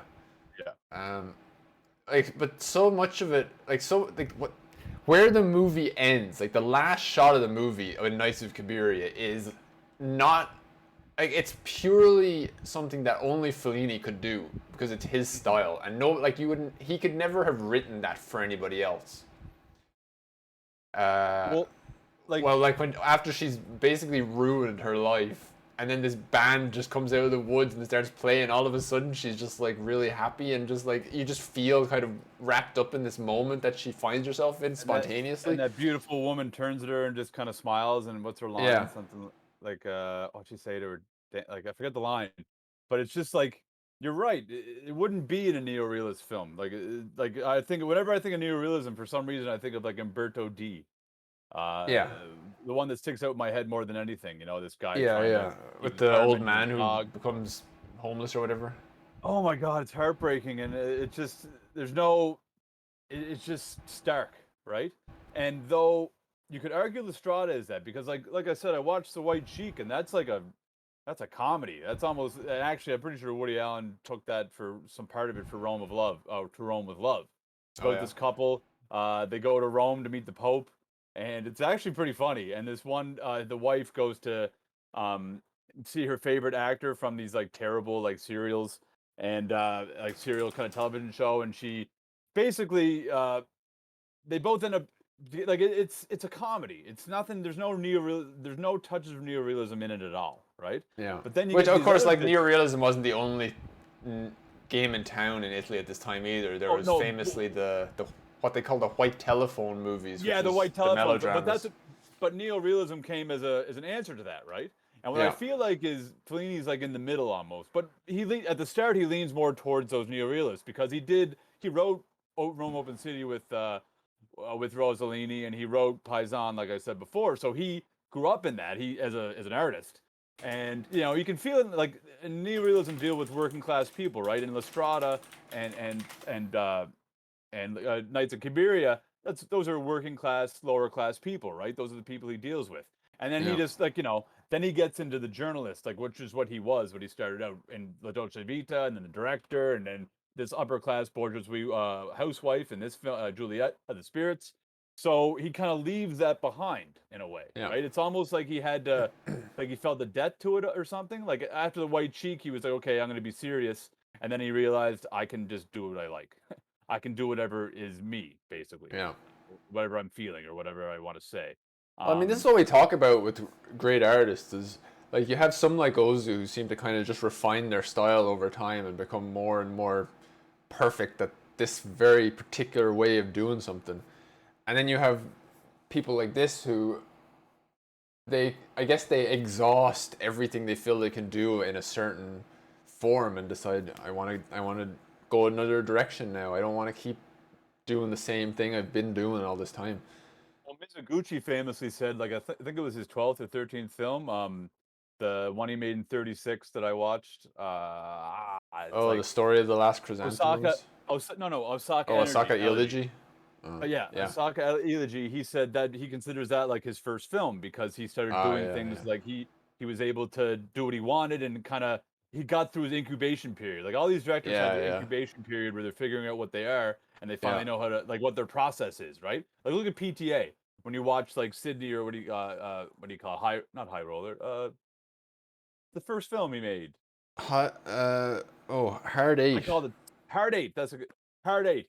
It has elements of what he is, right? And even Boogie Yeah, Nights has elements of what he is, and Magnolia. And these are great films by a young burgeoning filmmaker. But then Punch Drunk Love, which I love, is like one of my favorites. Is like it's that, but it's also kind of different. It's like it's the end of something, and then There Will Be yeah, Blood is him knowing what he wants to do, finally knowing his process and knowing the kind of yeah, stories he wants to tell, right? yeah, Um, and I think all filmmakers kind of have that, with some exceptions, of course. yeah. I mean, peaks and valleys, right? And it depends where you peak and where the valleys begin. Yeah, well, of course, Um, the era this movie was made was obviously when the golden age of filmmaking was coming to an end. Like for me, the 50s is always going to be the best era for movies because that was when the industry was at its strongest. Because that was when you had those directors who were able to work their way up in the industry. They were able to make a few crappy movies. Someone hand them a script and say, "Here, direct this," and you watch them now and they don't stand up. Like Variety Lights was the first movie that Fellini co-directed, and it's got elements of his style already, like the circus stuff or whatever. oh, we It's didn't even interesting mention as that. like a kind of an artifact or a relic, but it's not a good movie on its own terms. The circus and the clown are very important to Fellini. They clearly had an impact on him throughout his life because every movie Yeah. I've watched has some element of the parade and the circus and that kind of that basically. Yeah. Well, Um, the circus for Fellini is kind of like what God is for Bergman, I feel For like. Bergman, yeah, 100%. Or like the Japanese family is to Ozu or something. Like these things that he just kind of goes back to, and that's what he. It's like his people, like we talked about last week with Romer. Like Yeah. those are his. That's his people. That's his thing. That's what they go back to. So with Romer, it's these intellectual class of people. It's almost always that, or unless it's period dramas. But even those are kind of, you could argue. But yeah, so there's these things these directors kind of always go back to. Not a crutch, but like it's something they like to explore, like to show you. And that apparently for Fellini is always the fucking circus. I think Yeah. his quote was something like, "The clown is the ultimate actor, like the ultimate performer, because it can make you laugh and cry." For him, it's like the peak of performance. Yeah. And I think he made a film I've always wanted to see, a mockumentary called The Clowns as well. Yeah. And he's in it. He stars in it. So I was never able to get a copy of that.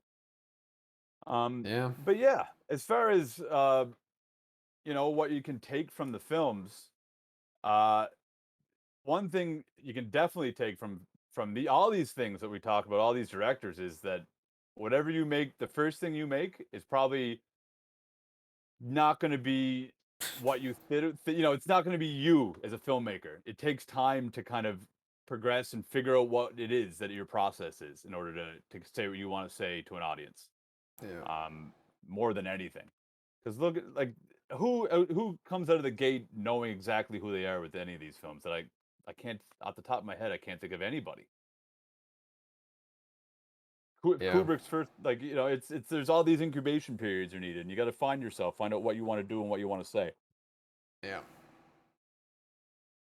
And I mean, I don't know whether to say famously or infamously or news to everybody, but Woody Allen loosely adapted Juliet of the Spirits to make his film Alice, which I have the trailer for here. Want to take a look at it? It's an incredibly different movie. Yeah, but I'll talk more about Woody's influence of Fellini after this trailer, because it's all over the place.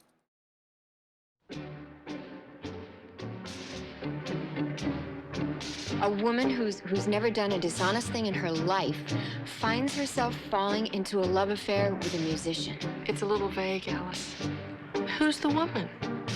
Who's the man? Who's the poor husband? What makes it interesting? Is it lurid? Is it sexual? Perverse? Are you wearing the underwear I bought you? Where does it go? What is this? Where am I going?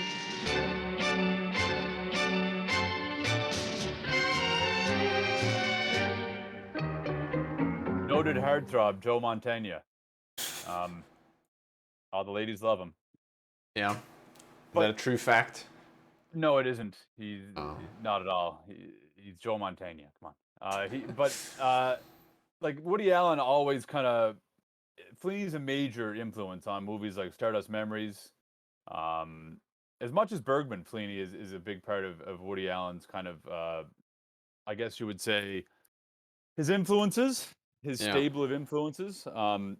But yeah, 8.5 he uses. Like I said, when I watched The White Cheek, I'm like, this is an actual plot, one of the plots in To Rome with Love. Like it's one of the one of the 3 plots that he focuses on. But he does always kind of make it his own. But with The White Cheek one, it's almost totally that. Like it's just updated to 2015 or whatever. There's more overt sex, whereas in Cheek it's all very innuendo, right? And the 2 lovers come back at the end and they're like, okay, we're gonna go see the Pope. We're together. It doesn't matter what happened before. Let's just walk into this thing, right? And so yeah, the influence is very clear. And I don't know. Like the movies I mentioned, Stardust Memories, Alice, and To Rome with Love, are not my favorite Woody films. I like when he's being more Woody than Fellini to me. But Fellini's influence is everywhere, as we were talking about. Lynch, Woody Allen. I mean, the list definitely goes on and on. You hear about his contemporaries who had so much respect for him, like Tarkovsky and Bergman, and pretty much everybody. Like he's when you think of Italian cinema, it's him to me. Yeah, well, it's amazing even to think of Italian cinema at this time and just the sheer amount of talent that was there. Like it was such an incredibly strong industry. From the neorealists we talk about there to like obviously Sergio Leone was there, Bertolucci, who I'm not really a big fan of, was starting off around that time. I know. I think we talked about this before. Bertolucci's a little bit all style and no substance for you, right? It's like it's more. Yeah, and a little bit too creepy. Like his real life creepiness just seeps way too much into his movies. Like Last Tango in Paris. Like I always heard about Brando, that he had this thing where he would give like a shitty performance first and then a good, like he'd give like, if they did like 5 takes, he'd do like 4 shit takes and 1 good take that he knew which was the good take. And if the director selected one of the shit takes to go to print, he'd be like, okay, well, I'm just not going to bother for the rest of the movie. And I feel like Last Tango in Paris was definitely an example of that. Like his performance in that is just, he doesn't give a shit. For me. Yeah, maybe. Whereas like Coppola was someone who could really get a performance out of Brando in his cranky era. Like I think he tried a lot more in the 50s with everybody, but in the 70s, him and Kazan definitely had a kinship there. Like I think because they came together for the theater. Yeah. Yeah. But anyway, yeah, you had Bertolucci in this era. You had Dario Argento, so like the whole giallo thing was taken off. The spaghetti westerns were going strong. Your man. I mean, well, this was the era of the change. Like this is when Italian cinema started to diversify to try and reach wider audiences, and so like the exploitation thing became a much bigger thing as well. With was it Cannibal Holocaust, an Italian movie? I think it was. I think it was Italian. It's about as exploitative as you can get in an exploitation movie. That movie's gross. I've watched parts of it and I don't know. I've only seen the poster and I can't even show it on stream, I don't think. No, it's pretty... I recommend people don't look it up. But I mean, it depends what you're into. Different strokes for different folks, as Sly once said, but yeah, but it's just fascinating to watch this era in film history and the talent that was there. And like Rossellini's another pretty fascinating guy. Like he's one who he's a guy who diversified from the neorealist thing into doing like his almost Hollywood style movies with Ingrid Bergman. Not almost, overtly Hollywood films. Yeah, and then he eventually went on to just make histories. So he just has like The Seizing of Power by Louis XIV and Socrates and Blaise Pascal. Like these are just histories movies he decided to make in the 60s and 70s. Like I just want to teach people history now with films. Another Italian filmmaker who went Hollywood, Minnelli, right? Vicente Minnelli. He was another one that came up in Italy and then went to the U.S., didn't he? Yeah, I guess so. But he was... Yeah. He never made any Italian movies, though, did he? I thought he did. I thought he started in Italy. You know what? I got Google. This is the new thing. But there actually is a Minnelli movie on Criterion this month that I want to watch. That Judy Holliday one I mentioned. Oh, I've watched like Meet Me in St. Louis and American in Paris. Oh, maybe he didn't then. I was wrong about that. Okay.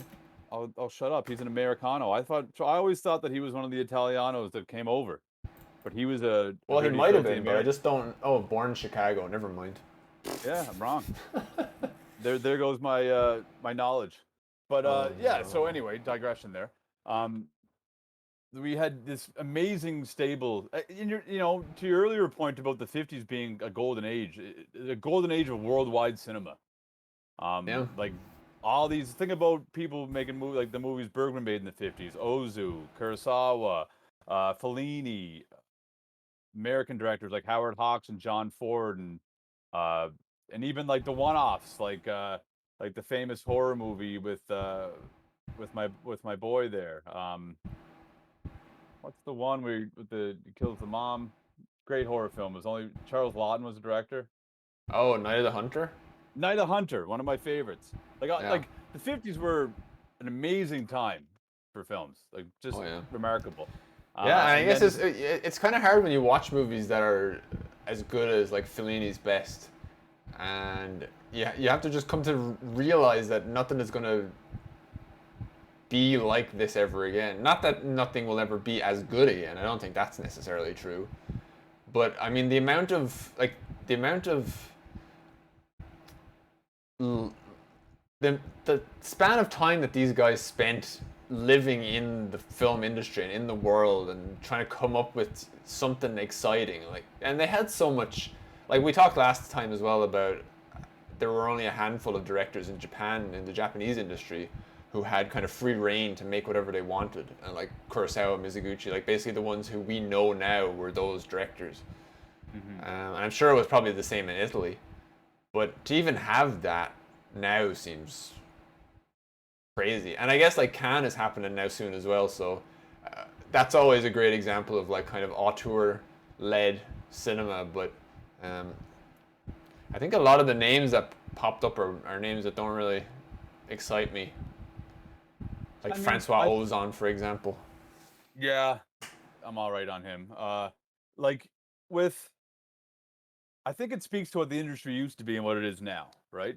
Because back then, like for all of their faults, guys like Daryl F. Zanuck and Louis B. Mayer and whoever else was kicking it back then, they wanted to tell they wanted to tell stories. You know, they cared about that. That's what kind of mattered. And then, you know, now of course you want to tell stories, but it's more algorithm based is the best way I'll put it. And it's story by committee a lot of the time, right? So it's harder for stuff to kind of break through all that, you know, like whereas back then they're just pumping out films constantly, whereas now it doesn't seem that way. The landscape is so different, you know, and the money where it goes is, you know, movies are worth $200 million now, right? Like $300 million. So you can't make 10 of those. You can't make you can only do a couple. Like, they call them 10 poles for a reason, right? Whereas like Fellini went like 4 or 5 years in a row, just like banger, banger, banger, banger. Yeah. Bergman's just making 2 a year, like he's going crazy. Yeah, it's nuts. Billy Wilder's churning out stuff like Ace in the Hole, underrated great film, to friggin' Sunset Boulevard, to Sabrina, to all these films. Like he's just unbelievable, right? Yeah, and what we talked about like at the start was, you know, these incredibly complex camera movements and actor blocking that's happening in Juliet of the Spirits is stuff that you don't just know the first day you land on set. This is something that you craft over years and years, and films and films and films.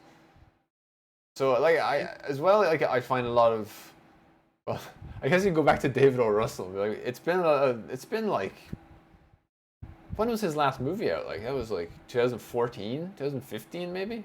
Was it Joy? Was Joy came out? I think 2016, wasn't it? Something like that. Like 5 years. I remember being on set with friend of the show Ryan Beatty and him talking about Joy and going to see it. 6 years ago. 6 years ago. There you go. So, I mean, COVID is, you know, a thing, I guess. But like, what is this? I can't think of event films anymore. And also, just the fact that it's even an event. Like, it seems like then. See, he never saw Joy either. Yeah, nobody saw it. I don't know why. It's great. I love it. I'm gonna go watch it. But it seemed like, can you imagine, like, if you were just a cinema goer? I guess when Woody kind of was coming up, when he was growing up, for example, a guy we just talked about. I remember listening to an interview he did, and he talked about, you know, you could go to the cinema and watch a Bergman film, and then watch Fellini film, watch these things, and also watch guys like Hawks and Ford, and all this stuff is just coming out like every month, like there's something new. And it just seems like it's a different world now, and it is, because it is a different world. It's not the same. But as we admit frequently on the show, we do certainly have a bias, and we know we're aware that as much good stuff as there was back then, there was also a lot of terrible stuff. And also, as easily as you can look back and be like, look at the amazing movies that came out in 1954 or whatever. The reality was there was like access issues. I mean, really, we're kind of in a golden age of access to these movies now, because it is like the Criterion Channel is just gold to me. It's gold dust. If you don't have the Criterion Channel, get it. It's the best. There's no money reason you're not ever to gonna have spend if you love movies. I love it. And like, yeah, they've got like Topsy Turvy by Mike Leigh now this month, which I've been wanting to watch for ages. I can't wait. I cannot wait. I forgot you told me that last week, and they got all the my boy there from Baltimore Zone. God damn it. The old noggin's not working tonight. My brain is not on. Baltimore's own filmmaker, the mustache, my man there. Oh, John Waters. John Waters. Jesus Christ, Danny. Fucking Christ. So, like, I love it. Every month they do these little kind of, you know, retrospectives or whatever you want to call them. And you'll discover people you've never discovered before. You know, yeah, that's the thing is, like, if we were alive in the 50s, I think we probably wouldn't have anything near the access to these types of movies. I agree, Albie. What'd you say? I mean, they can. I only talk about stuff that I think is great. So. They don't need to give me anything, and I will not accept anything from anybody I think is crap. So. And to speak to your other point, you said that maybe we're kind of doing a thing where we're having this nostalgic kind of lens where we're looking through everything through. If you look at the last 10 years, there have been some pretty great films that have come out. Like, you know, some stuff that I've really liked and enjoyed, you know, like stuff I Noah Baumbach, and others. You know, I can't think of anything. My brain is totally shut off today. But, you Well, know, like it's not like there's 2019 for me was a good year. You had like Parasite and Into the Spider-Verse. You had Ken Loach movie. You had Portrait of a Lady on Fire, Once Upon a Time in Hollywood. Claire Denis had a movie out there. Almodovar did. I mean, that's a solid. 2019 for me was a solid year, definitely. yeah. 2020, obviously, you know, what can you say? It's a wash. Well, it's going to be But- rough now. It's going to be. It's such a good year, and then COVID. Yeah, I saw maybe 12 movies in 2020. Like, Most of them were total? on Netflix. Like 12 new movies. Dang. Yeah, I actually, you know what? I might be in the same boat. I wasn't feeling it. Farewell was Farewell was- 2019. 2019. That was pretty well done. Another Round was a good film I just watched. That's a great film. Like, you know, there's stuff that's coming out that, yeah, you're right. There's definitely some access, but as far as stuff coming out of the Hollywood system, it's just not the same, you know? And it's sad. And even like, I can't think of any recent, like my favorite Italian film in the last 10 years. I can't even think of one. And I've watched some. I've watched some French ones too. I think we talked about that recently. Like, I watch a couple French films. Like my girlfriend really enjoys French films, and I've watched some, and they don't really stick. It's like, Yeah. like the fact that I watched Contempt a year ago and completely forgot. It's like that same thing. It's like if it doesn't make an impact, it just fades away in my stupid brain. Maybe I should see a doctor about that, but I think I'm going to blame the movies instead. Yeah, I mean, it's certainly kind of an issue now is that these industries that were incredibly strong are not really producing particularly interesting work. Like Francois Ozon and these guys are kind of all in the same boat with like Nanni Moretti or Matteo Garrone. I suppose Matteo Garrone is the one who did the Gomorrah, and then he did a Oh. movie. Then he did a movie called Reality. Maybe it's just called What year was- Reality. What year was Gomorrah? Was that early 2000s? Yeah, that was like 2003, I want to say. I loved Gomorrah, but actually one 2008. French film. But even that was 11 years ago. The Un Prophet. I really enjoyed Jacques that. film a lot. Audiard. Yeah. Yeah. And then I really loved Le Grand Belize, even though you hated it. I think it was like a good little. Yeah, I can't reimagining- stand him. I cannot stand that guy. I really enjoyed that film, but that was 2008, right? Like it's like weird. I don't know. Maybe no, that streaming wasn't has something to do with 2008. it? That was 2014, maybe. Oh, was it? Yeah. Oh, look at Well, me this is over here. another problem. To go back to our very first, very rough stream that we did was this ridiculous, unnecessary use of CGI, which is Hey, it was all over the 2013. Grand Beauty. So I stand corrected. I loved Le Grand Belize. That was a good film. But that's the CGI only one. flamingos, CGI giraffe, CGI elephant, and like, why is this here?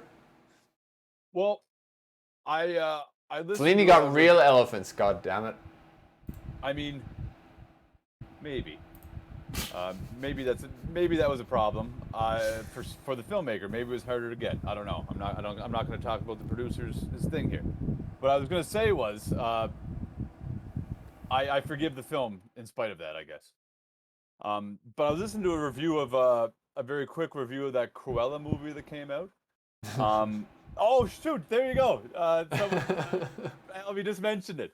They use CGI Dalmatians. That's the thing I was gonna say. It's the easiest thing. An elephant is harder to wrangle. Clearly, Dalmatians you can fucking get. Yeah. It can happen. Like enough of it. But yeah, the industry is just because remember that viral footage that was going around of the dog in some fucking movie that was jumping through like in a river, like a fake river and stuff.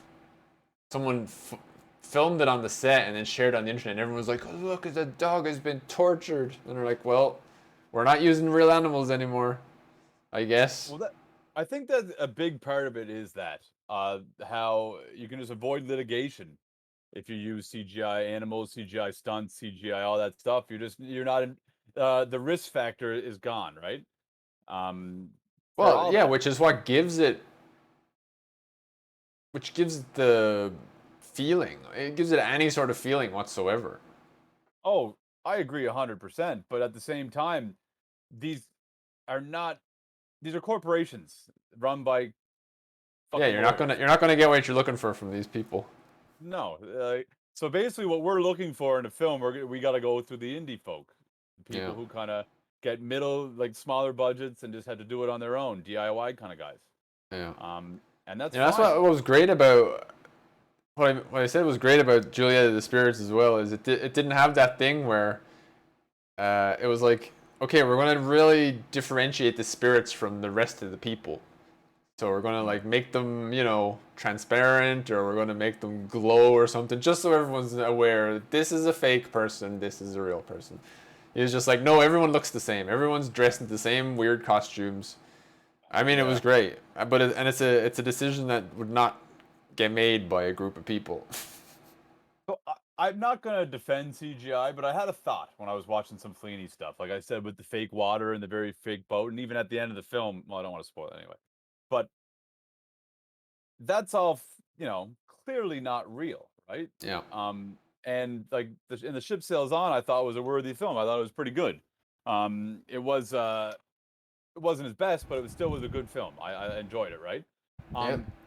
Now CGI is also in that same world, right? It's not real stuff. It's just kind of part of this fake world. And why is it that we can't? Why can we accept one and not the other, right? Why can't I accept something like watching some old Journey to the Moon Lumiere Brothers thing and think, oh, looks wonderful, and then I watch a CGI rendering of something and I had this kind of instant, built-in Distaste, feeling about it, right? Yeah. Why is that? Is that my own fucking pretentiousness creeping in there, or is that really just be like my age, like my generation kind of thing? Because I remember I grew up in the '90s. CGI was not anywhere except Jurassic Park, right? And all my favorite movies coming up weren't that. But I guess also, like we talked about before, Phantom Menace. That was when I was 14. That came out, so I'm on the edge. Basically, I don't know why it is I forgive one but not the other. I don't know. It's I gotta go see a doctor. Or talk to an Well, I analyst. mean, the theatricality in this, like, there's something really charming about, and again, you see it in a lot of Japanese movies of this era. These are incredibly beautifully designed and built sets, which are very obviously sets, and yet they are just impressive works of art on their own. Yeah. And like sometimes, like in the case of Ugetsu, where it's just a set of a lake and it's just fogged out, so it looks real. In other movies, like the Ballad of Narayama by Kinoshita. It's really obviously a set, and yet it still looks incredible. Like there's just something amazing about it. I do like the set aesthetic in a lot of these movies, and that's what's fascinating about the way Fellini kind of transfers over from the streets of Rome to at the set of this dollhouse in Juliet of the Spirits. It's fascinating that he wanted even to do that. The handmade stuff feels like physical effort. Yeah, some kind of talent to rig. Yeah. But I will. Yeah. The only thing I say to that argument is that it isn't copy and paste to make that CGI. It's actually quite difficult to make, especially if it's good CGI. It's really hard to do, right? There's artistry there. People are having to, it is fragmented and compartmentalized and whatever. But I mean, so is making a set in a way. There's like 50 fucking carpenters. Everybody has a piece and they all bring it together, and that's what makes the set. It's not one hand. It's many. Yeah. And I think. I mean, but also though, like I saw those animations, they did not look good. There's good CGI and there's bad CGI. I guess even in a badly made set, there's still a charm to it. Maybe there's like, okay, paint and work and wood and time went into this, and I can see it and I feel it. It's in a physical world, whereas CGI is sometimes it's a fucking video game. Yeah. Well, you So know anyway, what? It's enough. we rewatched Waking Life this week. Oh, you rewatched it? Yeah, and that Rotoscope. goes back to that thing, I think, of like in that movie, there's characters talking about the holy moment, about the moment between two people, and for me, like that's really what cinema is about. It's not about capturing an element and then dropping it in, and capturing this other element and dropping it in, and then like making all this stuff in the computer and compositing all this stuff, and like certainly there's a place for that. But it's what annoys me about when directors like I'm not gonna say like Marvel movies shouldn't do it. Obviously, that's the only way to make those movies. But Yeah. like I don't know why Almodovar threw in a CGI deer into Juliet, for example. It doesn't make sense to me. Like the story doesn't need it. Get a real deer or get no deer. Well, okay. We talked about the directors who didn't have color and then had it, right? Yeah. I mean, to me, sometimes these directors, it's like they grew up in a certain world of these sets and of these, this very these constraints, basically, right? And then, I mean, I think they're just playing. They're like, okay, let's try. Okay, to but see you how it want to know someone who uses CGI not well, not like technically well, but whose CGI I love is Mr. David Lynch. And we'll be seeing a lot of that in the upcoming season 3 of Twin Peaks. I'm excited. The visual effects are so mundane and so he has this Lynch has this element with CGI where it feels handcrafted almost. Like he manages to use it. He has no pretensions about trying to make it look photorealistic. He's just like, this is just. I don't even want to say anything because we're gonna we're gonna dig so deep into this. We're gonna dig so deep into Twin Peaks season 3. I'm so excited to go back to it. To bring it back to Fellini and Yeah. I wonder what he would do with CGI. Honestly, I think he would just go absolutely fucking bonkers. I think he would just have this phantom. But no, if you're talking about, it does look like he learned Blender himself. Yeah, it's not even just Blender. Some of it feels like I don't know. We'll show some of it. Taika Waititi, you mean? The effects in the World War II one? Yeah, but a lot of that was sets too. Like so much of that was based in sets. The problem is using it as a crutch, I suppose. But yeah, it can be used well. I don't want to fucking go on about CGI. It just upsets me. But yeah, let's not angry up the blood. Could get my blood pressure up before bed. Yeah. What was I saying? Not about Lynch. Something Fellini? else. Fellini. What would he do? But yeah, that was the thing. Is like I think he's like a real in-camera guy. Like I think if you grow up in that era, is kind of where that's what you care about. Like someone like Spielberg obviously is going to lean more towards the CGI because he is all about grand spectacle. Like he likes that's his thing. Whereas like Fellini, like when you talk about him playing music and stuff on set, like directors like that really give a shit about performance, and that's what you lose when you over rely on that stuff. But yeah, I don't want to talk about CGI. It's but I think okay, no, we don't have to talk about CGI. But I think Fellini also did love the spectacle a little bit.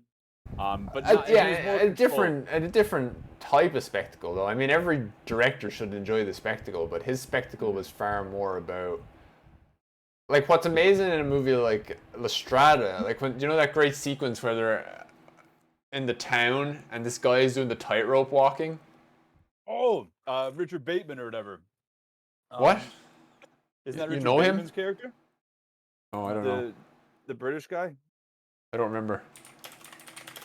But like that whole sequence is so incredible, and it's like the guy's just tightroping up there over the street, like whatever.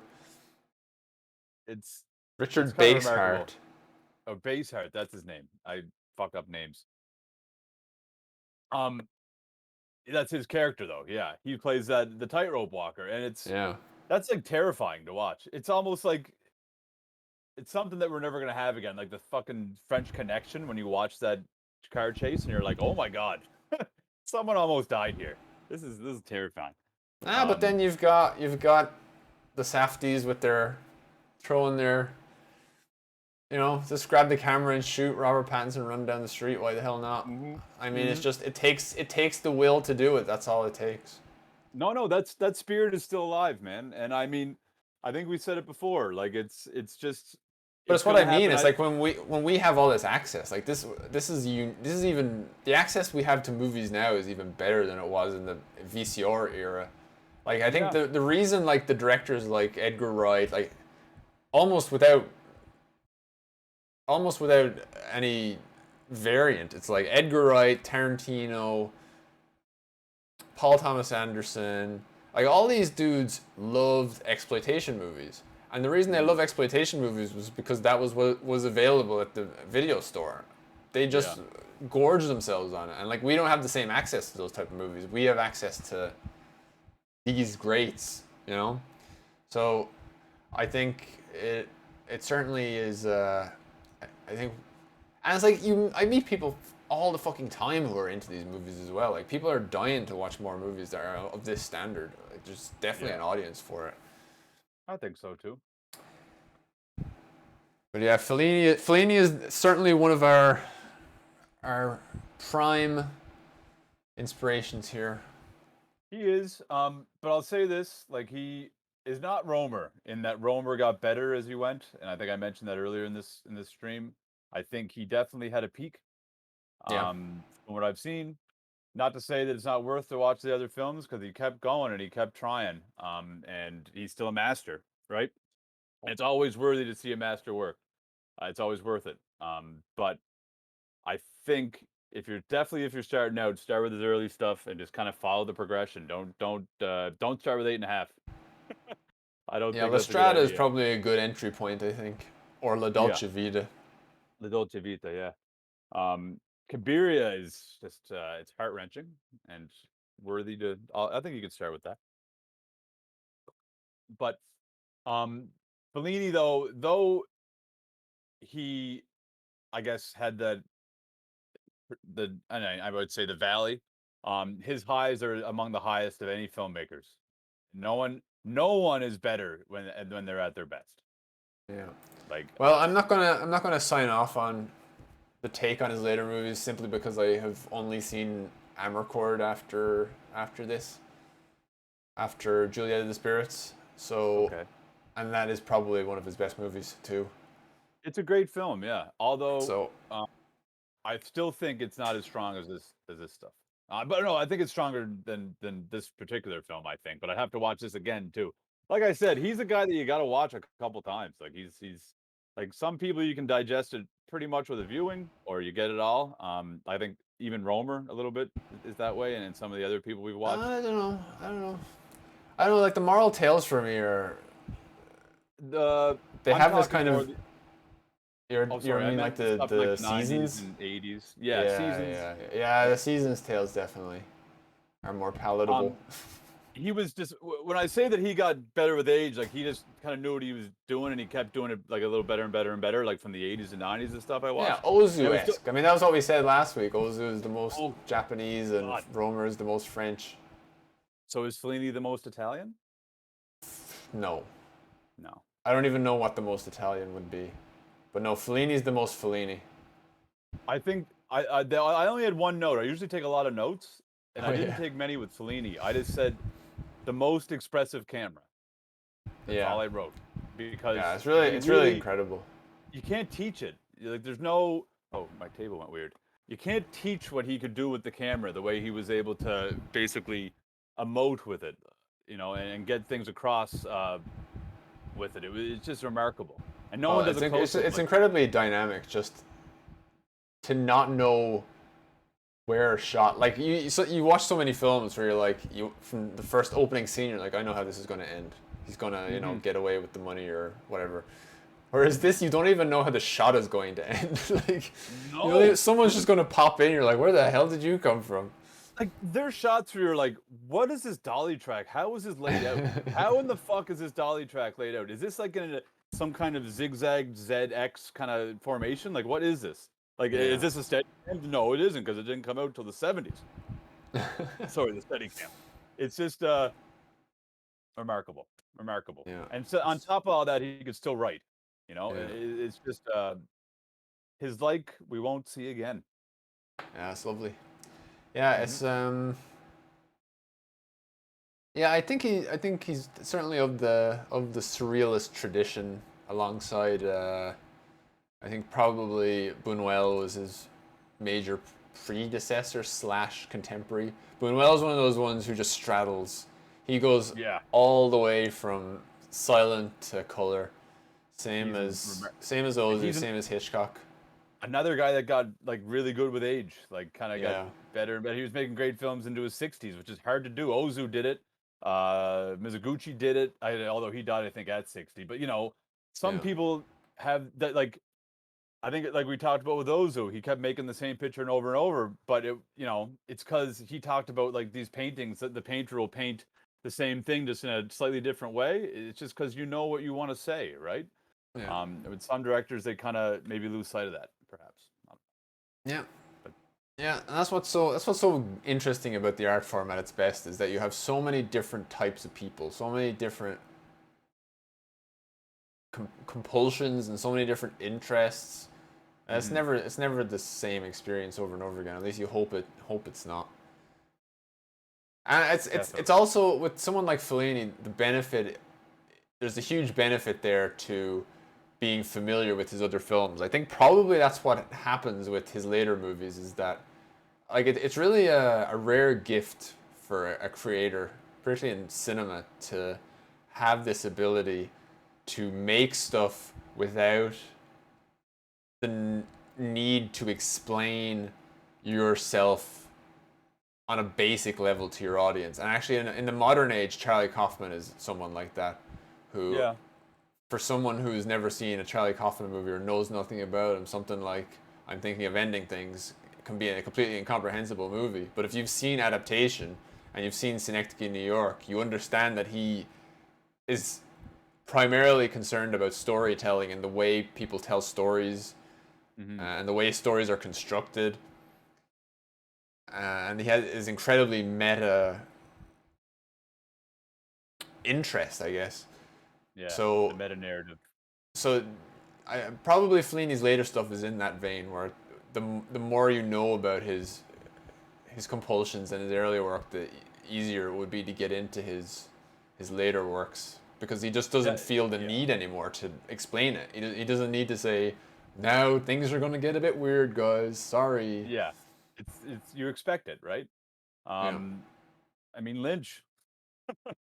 Like, Lynch is a guy, same kind of thing. He just kind of you don't have to explain it. Like, you walk in, you know, it is what it is. Oh, excuse me. Yeah, that's a famous Lynch quote. Yeah, like, he won't explain anything ever. Literally never. I scoured the internet when I first watched Mulholland Drive. That's in the early internet days for me, I guess. Alvy watched it yesterday for the first time. Really? Did she like it? She was confused. It's a confusing movie. But I remember I found like one interview, and he basically just said the exact same thing. Would you mind telling us a bit more about the film? Yes, I would mind. No, it's almost Byzantine in its structure. Yeah. Like it's really, you got to watch it a few times. Well, like, I guess the way that you begin to understand something like Mulholland Drive is to understand the fact that it was intended as a TV series that didn't get picked up for series. So he's like, well, I need to finish the story. I want to tell this whole story now in 2 hours. So what do I do? But yeah, I feel like that comes from knowing like, I definitely am split on this idea of this is actually a thing about, I watched Beyond the Valley of the Dolls during the week, and it's another example of this where I literally had no idea what was going on when I was watching the movie. At the end, I was like, oh, this is supposed to be a parody, and someone referenced like Zucker, Abramson, and Zucker as this like Beyond the Valley of the Dolls being a predecessor to like Airplane and Naked Gun and stuff. And I was like, did not get that at all. But now that you mention it, sure, this could be seen as being a parody of a certain type of movie that was popular in the mid to late '60s that just has. And like, I didn't even know The Valley of the Dolls was a movie, which Beyond the Valley of the Dolls was a parody of supposedly. Yeah, well, The Valley of the Dolls is wasn't that what's his name? Tom. Jesus Christ, Tom. For fuck's sake, I gotta go see a goddamn doctor. I got Alzheimer's. What's going on? The famous Tom Wolfe. It's a Tom Wolfe thing. A book that they made. He wrote the book? Yeah, I believe so. If I'm Really? if I'm remembering correctly. Are you thinking of The Bonfire of the Vanities? Fuck's sake, I am. Look at my brain. This is your brain not on drugs. It was Jacqueline Susan. That's who the hell it was. Yeah. So it's a parody of that, and then the Zucker Brothers also parodied like those famous disaster movies of the '70s. If you've ever watched any of those, like Towering Inferno and stuff. Airport. But yeah, like I guess what I'm saying is I feel like movies have some responsibility, or certain movies have some responsibility to explain themselves.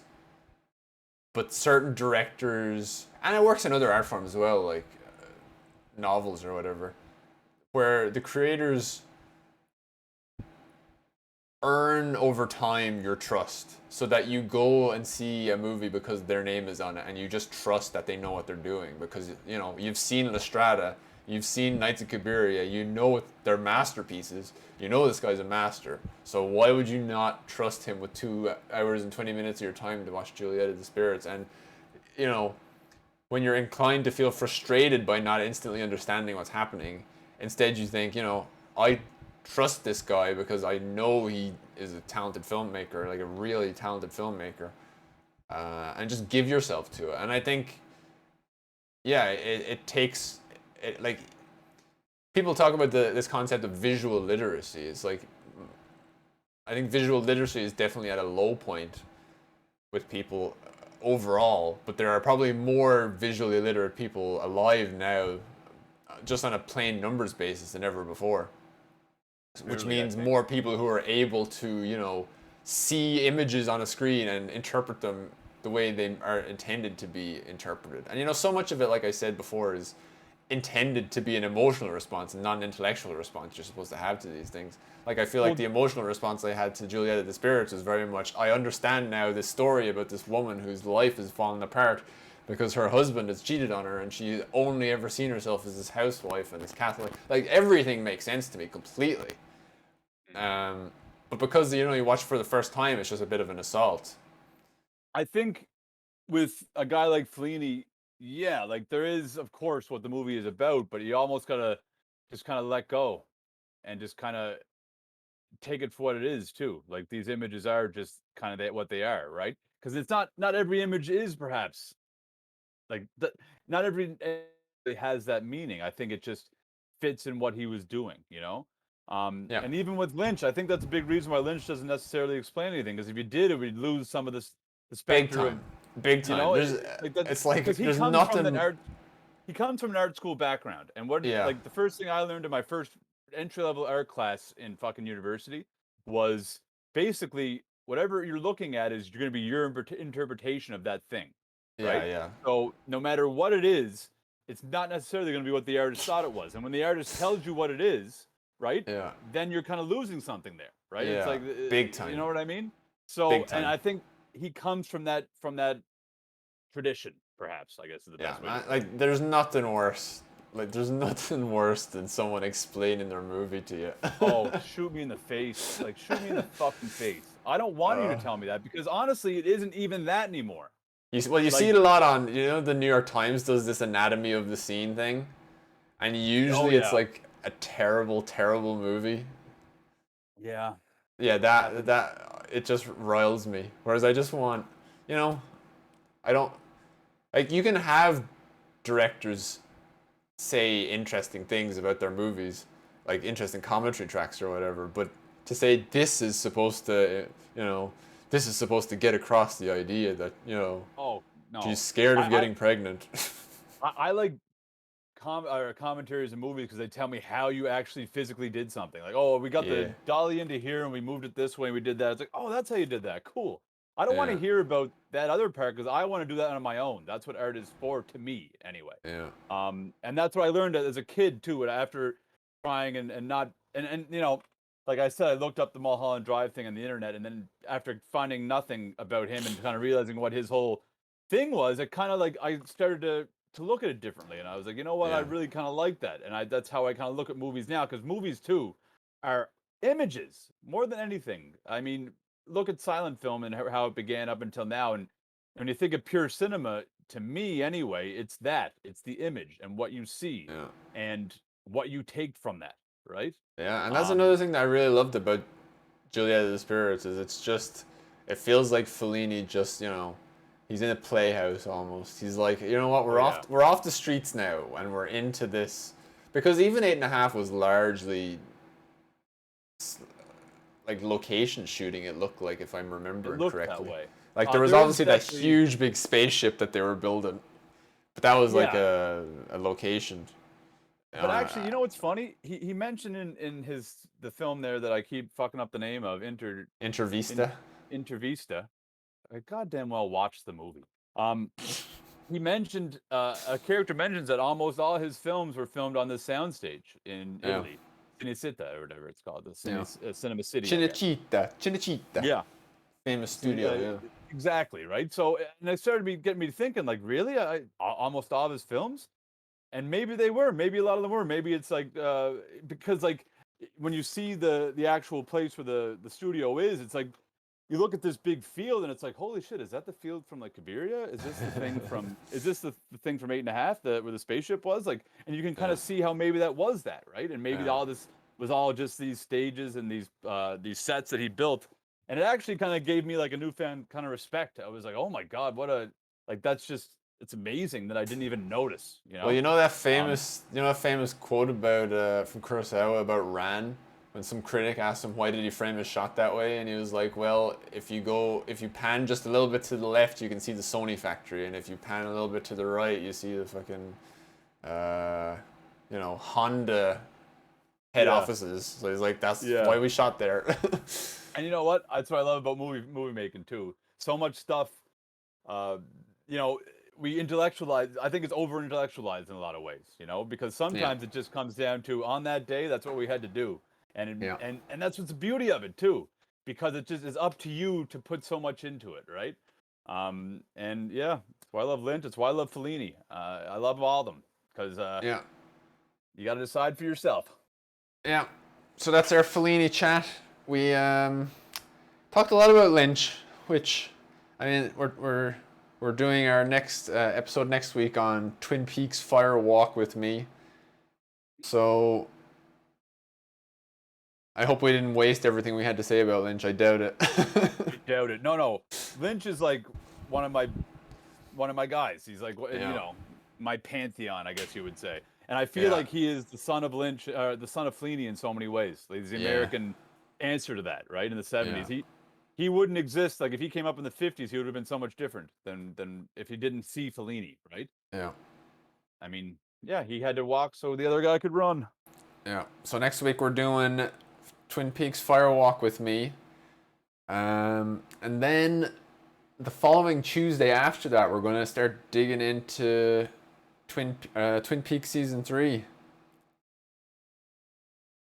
Bending permits and filming illegally, Oh my god, yeah. I'm all about that. We love that. Next thing I'm shooting, it's going to be permitless, and I'm probably going to go to jail. Hell yeah. Bring it on. Yeah, well, I don't want to talk too much about my nefarious intentions. Well, I mean, on stream. They can't use this in court. Oh, wait a second. This is all going on YouTube. I'm gonna finally set up this stream YouTube. Get these videos up there so we can incriminate ourselves permanently into the future. Yeah. Well, you know what? Fuck it. I mean, it'll be part of the tale. Yeah.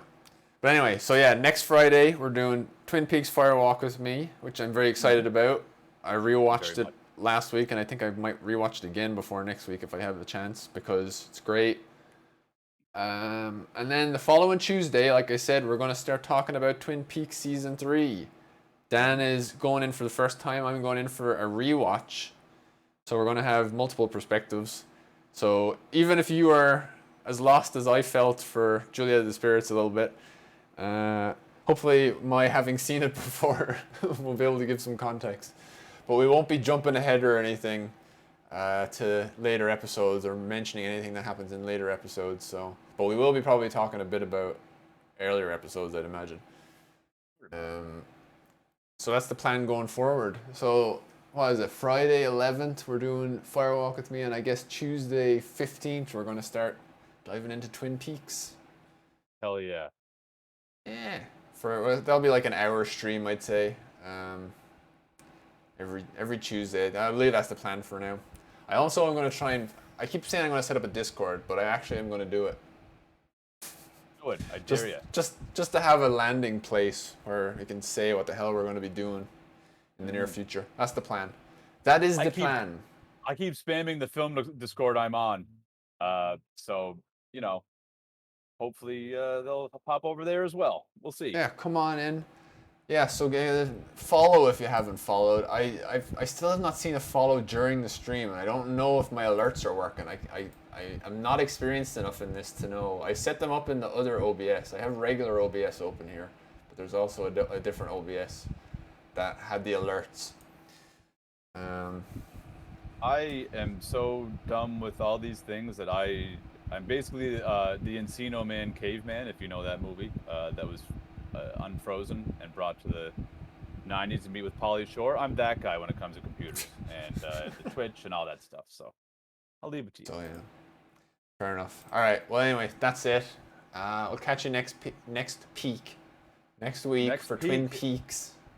That is a good bit of advertising right there. All right. That sucked.